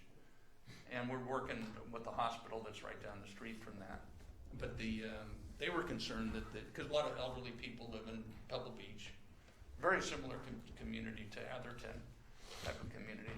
And they thought, oh, these people are gonna hate the idea of a roundabout. But the people in Pebble Beach had no problem with the roundabout, because most of them have been traveled around the world. They've been to Europe and all these things. They said, oh, we've driven through roundabouts for years. We have no problem with roundabouts. Yeah. And from So a pedestrian crossing perspective, it's actually somewhat easier, because you only need to have someone stop in one direction, then you get to the island, and then wait for them to stop in the other direction. So rather than right now, you have to have people stop in both directions for you to cross, or all four. Oh, if yeah. you're Yeah, you have the turning. splitter island, and you can Right. just go one. Yeah, so anyway, that's the direction Yeah. from the council. yeah. Okay, So that's where so, we're but what I'm hearing from you is that at present, nobody is doing an analysis of level of service, or i.e. throughput. No. And I was at that meeting, I didn't hear council direct you not to do that. So, Well, I'll check, but I don't, you know, I mean, because we were not directed, I don't know that was really a question that was really, you know, talked about. So I well, agree. that's always been the issue. Because the delay associated with that intersection has always been the issue. And so to not look at that is, you know. What I believe is necessary is to do an operational analysis, because again, there's the issue of throughput. There's also the issue of access for, you know, Atherton residents that are trying to go from Atherton onto Alameda. Absolutely. So that, but again, that is not what we're directed to do. Well, you weren't directed not to do it, and I was there, and you didn't, Yeah. the direction wasn't given with such specificity. Well, you know what, if there's a question on that, then what I would suggest is you talk to the city manager, because that's where I get my direction. Okay. And if, you know, if I'm directed to do that, we will certainly do that. Now, I got a question. meeting, you expressed the opinion that you didn't think that that intersection was a problem. Correct. Why is that? We don't see it as a problem, that there wasn't excessive accidents occurring, which would be kind of the first sign of a problem. But the fact that there's a 4-minute traffic jam in each direction every day causing cut-through traffic on adjacent streets, you don't see that as a problem? Well, I don't know that there's 4. I mean, I go through the intersection a lot also, and I would not say that I'm delayed 4 minutes every day. Well, I've measured So- that. So what, It's again, 1,000 once it's over 1,000 feet long. once we get direction to study it, that's part of that study is to get factual data on what that queuing is. Oh, okay. Okay, because until we do that, we really don't know. And, we want to make sure that we're reacting to factual data as opposed to observations. Mm-hmm. Sure. Okay. And so, are you saying that the decision as to whether to change the stop sign for something else would naturally be a subsequent analysis after gathering the initial data? No, that's where I believe a signal warrant analysis, that's why I wanted to have that done. Because again, that would determine whether or not that intersection warrants a signal. If it does, then as I said before, then a traffic circle or roundabout would be an alternative to a signal. Yeah. Okay. Anyway, well, we spent a lot of time talking about the system for dealing with cut-through traffic due to congestion on arterials and collectors, and this is the lowest hanging fruit for solving a congestion problem on a collector, and It sounds like it's a little progress. a little bit. Yeah. A little bit. So Mike, your suggestion is that I talk to our city manager to clarify this issue? Yes. Great. Okay. Sergeant, do you want to just quickly do the reports? I can. We'll do January 1st. In January, we had 2 traffic complaints. The complaints are listed there with the times. We had no arrests for driving under the influence in January. Our 3 motor officers were on their motorcycles. We had 9 traffic collisions, 2 involved injuries, 2 were hit and runs, and none were caused by a DUI driver. And we made 180 traffic stops. Moving on to February, we had 1 traffic complaint in February, and that's the one on Oak Grove that we discussed tonight with the results there. 1 arrest was made for driving under the influence. Our 3 motor officers were on their motorcycles. We had 8 traffic collisions, 2 involved injuries, and 1 was a hit and run. And we had 240 traffic stops. Wow, that's a short month. Way to go. Any other? Yeah, I do have one thing, Mike, I went to, I know we're not meeting until May. There's Menlo Park is in the process of considering a very large retail mixed-use development, 420,000 square foot development at Oak Grove and El Camino Real, which obviously has a big impact on us. And I was hoping that we could, a big thing they've identified is traffic. It's going to be a major issue. I'm hoping there's some way in which this committee can see and hopefully add emphasis to any comments we have that go in. The response to the EIR is due prior to our next meeting, so I don't know how we make that. Well, yeah, so the response to the EIR comments are due on, I believe, April 4th. Both Public Works Transportation staff and the town's planning staff is reviewing the environmental document and preparing comments. But, what we could do is schedule a special meeting prior to the 4th. We'll have to kind of see when we can get all of our, complete our review of the document and get our comments pulled together. But we certainly could call a special meeting of the committee to take a look at comments, staff comments to the environmental document. it would make sense for us to try to pick a date at this time, assuming that we want to do that. By the way, Mike, it's worth elaborating a little bit on the issue here. My understanding is that basically they're saying, yeah, we'll cause a lot more traffic, and Atherton will just have to deal with it.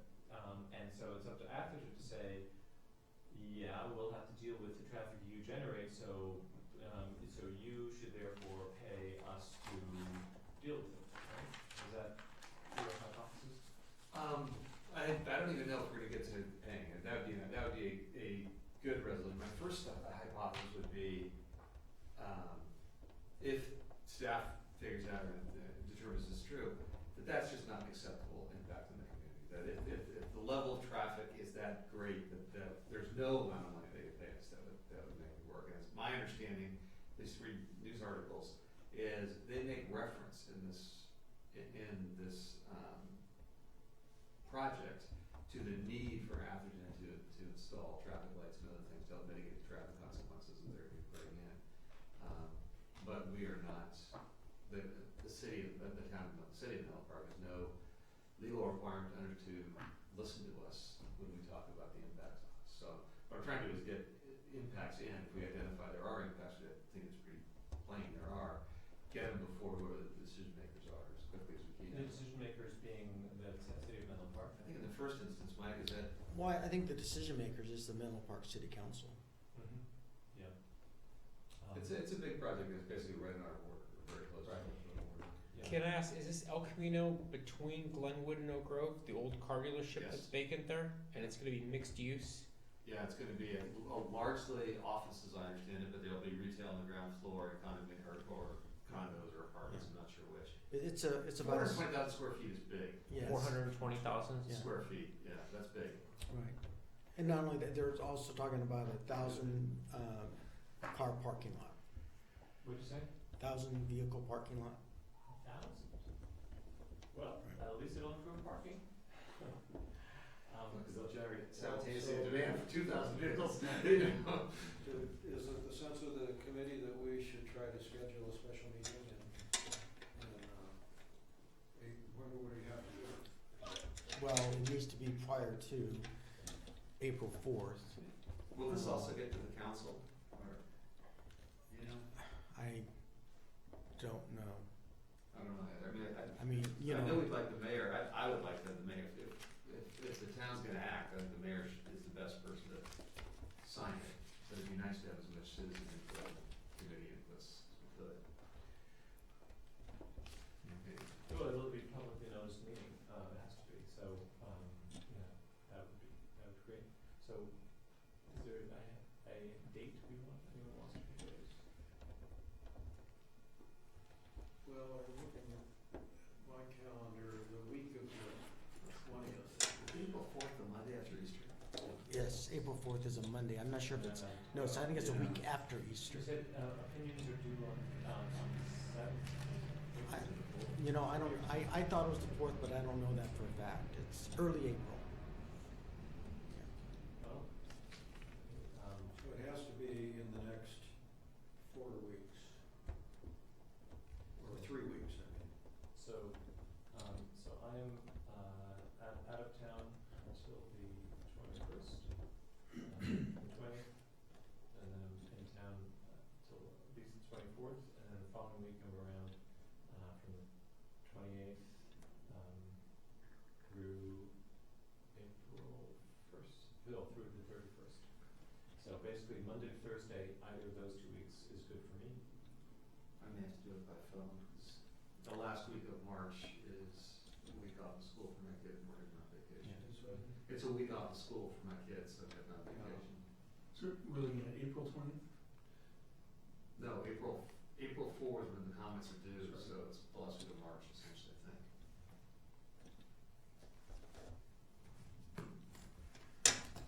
I don't know. Yeah, the week, the 21st is good for me. That's not good for mine. Either week until Thursday is good for me. Give us some good dates for you. Yeah, I mean, basically, I said, the 21st through the 24th, or the 28th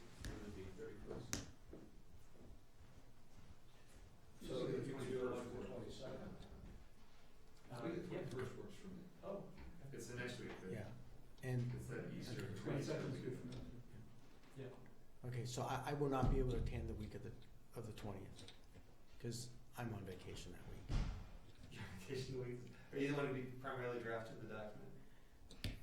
Well, on the transportation part of it, and actually it's one of our transportation staff, but, Could we,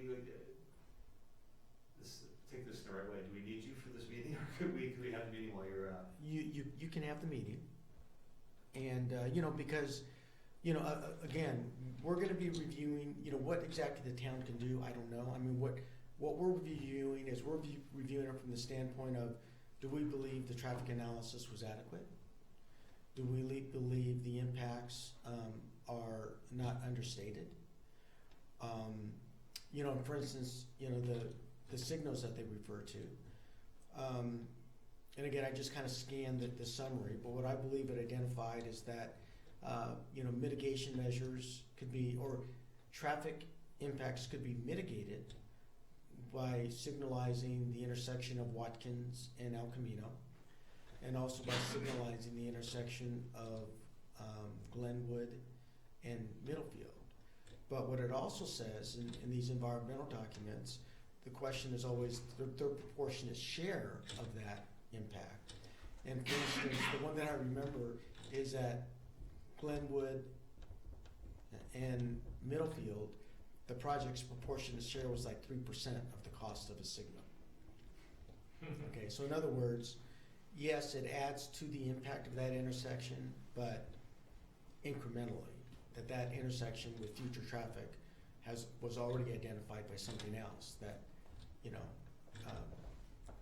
a signal would be necessary to mitigate impacts. That doesn't mean that a signal needs to, will be, or has to, be constructed, but it just identifies that a way to mitigate that traffic impact is to signalize it, the intersection. One other thing, it's my understanding that Menlo Park has changed the requirements for their developers to look at traffic impacts from level of service to vehicle miles traveled as a way of skirting the issue that that the level of service of many of their intersections are rapidly going to become an F. Right where this is going. Right. But the point is that I think the city council is giving a lot of these developers a pass by changing the criteria by which they evaluate, so as to not really address the real issue. And so I think that maybe the solution is that Marsh Road becomes toll road. I think we do vehicles mile travel on all of our roads, and And charge accordingly. Yeah. We have license plate readers at all the entrances to Atherton and the exits. And well, either that or they have to have toll tags. right. Yeah. Yeah. And we work with I think that'd be very, very reasonable. people. Congestion pricing. Works for London. Works for London. Do we select a date? No. 22nd? So how's this meeting going to work?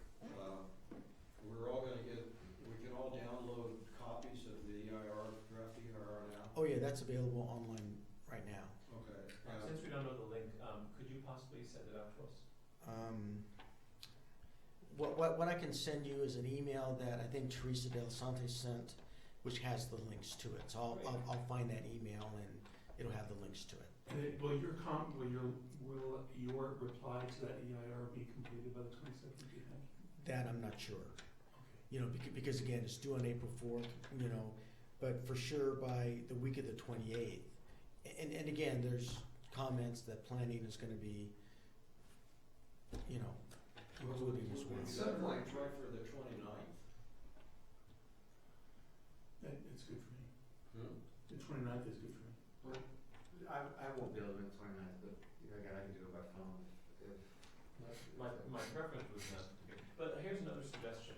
Another possibility is we all look at it and we send our suggestions and or questions to Mike, and then not talk about it because we don't want to violate the Brown Act.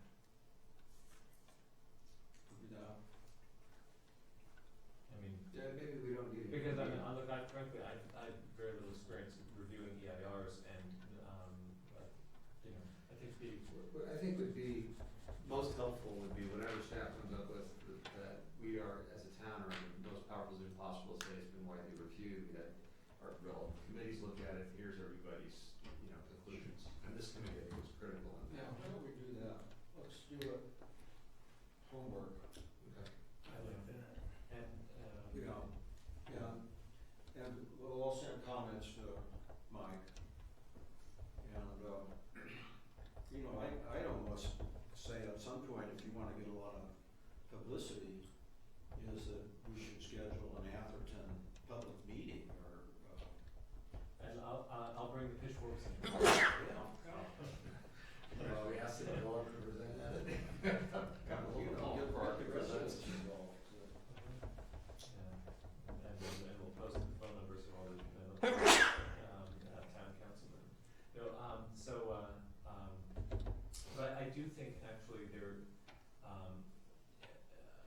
it is the case that Menlo Park has been a lot too pro-development relative to the issue of traffic.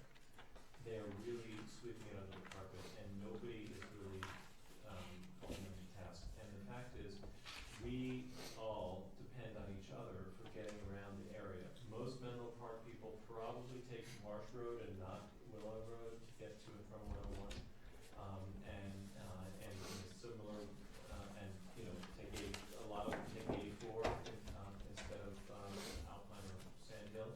And so, but we all are interdependent, and what they're doing is intended to obfuscate and intended to sort of sweep it under the carpet because some people, they don't like these chain link fences, they wanna have something built there, and to deal with the traffic issues down the road. And now is the time that they should be imposing developer impact fees to assess the developers, to provide the funds necessary to make the appropriate upgrades to accommodate more traffic, some of which should be directed to Atherton. And I think that we should not mince words in trying to convey that perspective. The trouble is that if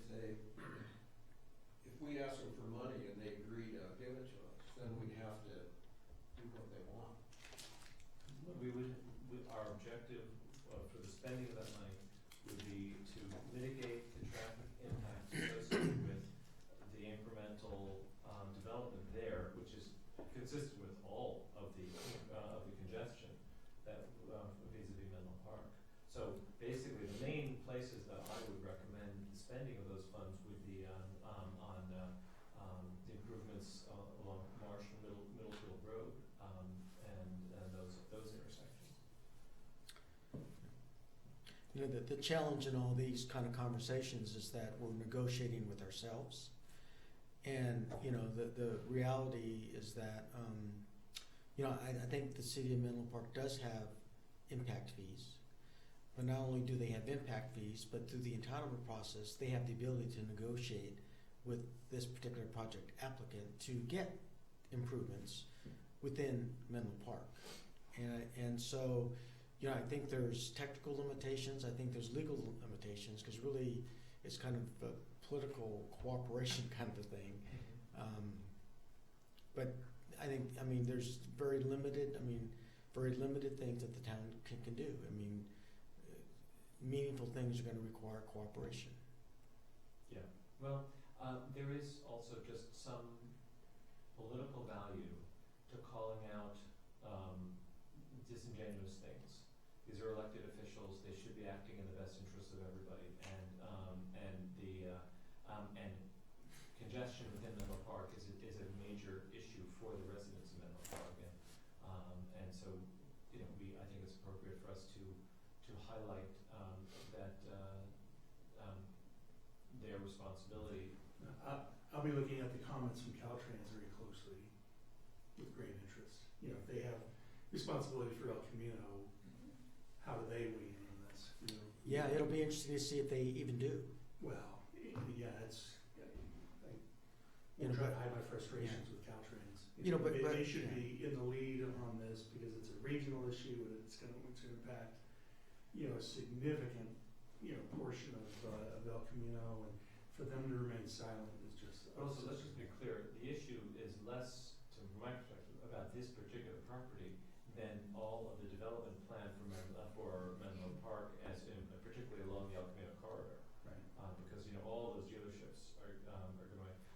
Caltrans should be a central player in Yeah, this, sure. with their responsibilities Yeah. related to the operation of the. And we're talking about the Greenheart development, right, Yeah. which is not, it's not those car dealerships that you referred to earlier. Those are all a separate development being done, by Stanford. And so, Mike, I would just suggest, I don't know if the mayor interacts with the, you know, the assembly member or the senator for this district, but that should, I feel like that should be a topic of conversation. Yeah, you're right. You know, the Caltrans, where are they in this process? Are they actively involved? Are they actively, I think they, you know, they play an important role in integrating all these changes into the overall, and I think just all too often they're just silent, you know, there's a passive. That's frustrating for me at least, is that nobody seems to be required to listen to us. You know, in the process, it's just, we can say a lot of things and. But I think that's what it's the most frustrating Caltrans, thing. I think, would have some But they would be able to influence do the that. process. but actually, but in truth, there are activists who have tried to say a lot of these things, and they are somewhat dismissed by the city of Menlo Park when an adjacent city says, something responsible like this about Menlo Park's plans. I think actually it might get listened to. So, apropos that, when is the trench, the Marsh Road channel going to be? When is that work slated for? We expect bids to go out late next week or the week after. We will be opening bids in early April. We will be going to City Council on April 20th to award bids. Work will not start, however, until probably late May, early June. The reason for that is, in this project, there's several windows that we need to, from a construction standpoint, because of regulatory permitting, we have a window of basically April 15th to October 15th. But then in addition, we have a little smaller window because Recology does apparently an annual audit. And so, we don't want to start any road construction, road closures, road detours until that audit is complete, which is anticipated to be mid to late May. So that's where, that window of basically June 1st. And so what we are currently in conversation with our consultant is how do we, what can we do to decrease the amount of construction time? And we're also, reviewing the detour plans at this point. And of course, all this, we want to meet with San Mateo County, Redwood City, Menlo Park, Menlo Fire Protection, and the CHP, along with Atherton PD, to, review the detour plan.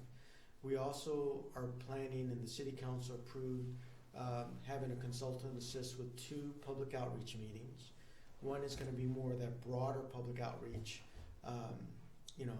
for the county and Menlo Park, kind of affecting more the broader traffic with the detours. And then there'll be a smaller public outreach that really focuses in on the town of Atherton streets that could be impacted through diversion of traffic as a result of the closure of Marsh Road, streets like Holbrook, streets like Palmer. So we're also going to be doing a more focused, smaller, meeting with Atherton streets that, and it's going to kind of be near ground zero for traffic. Interesting. Okay. Yeah. Also, one other thing to report on, I don't know if you guys have noticed, but Menlo Park is still planning to have Russians in Menlo Park. Caltrans is still planning to upgrade or change the intersection of Willow and 101 from a cloverleaf to a partial cloverleaf, which if that goes forward, there'll be a huge amount of detouring through to Marsh Road, and also if it goes through, there's lots of other negative ramifications. For example, when you come home, for example, do you take Marsh? Yeah, of course you take Marsh. Yeah. Well, anyway, the and northbound 101 traffic that's destined for Menlo Park today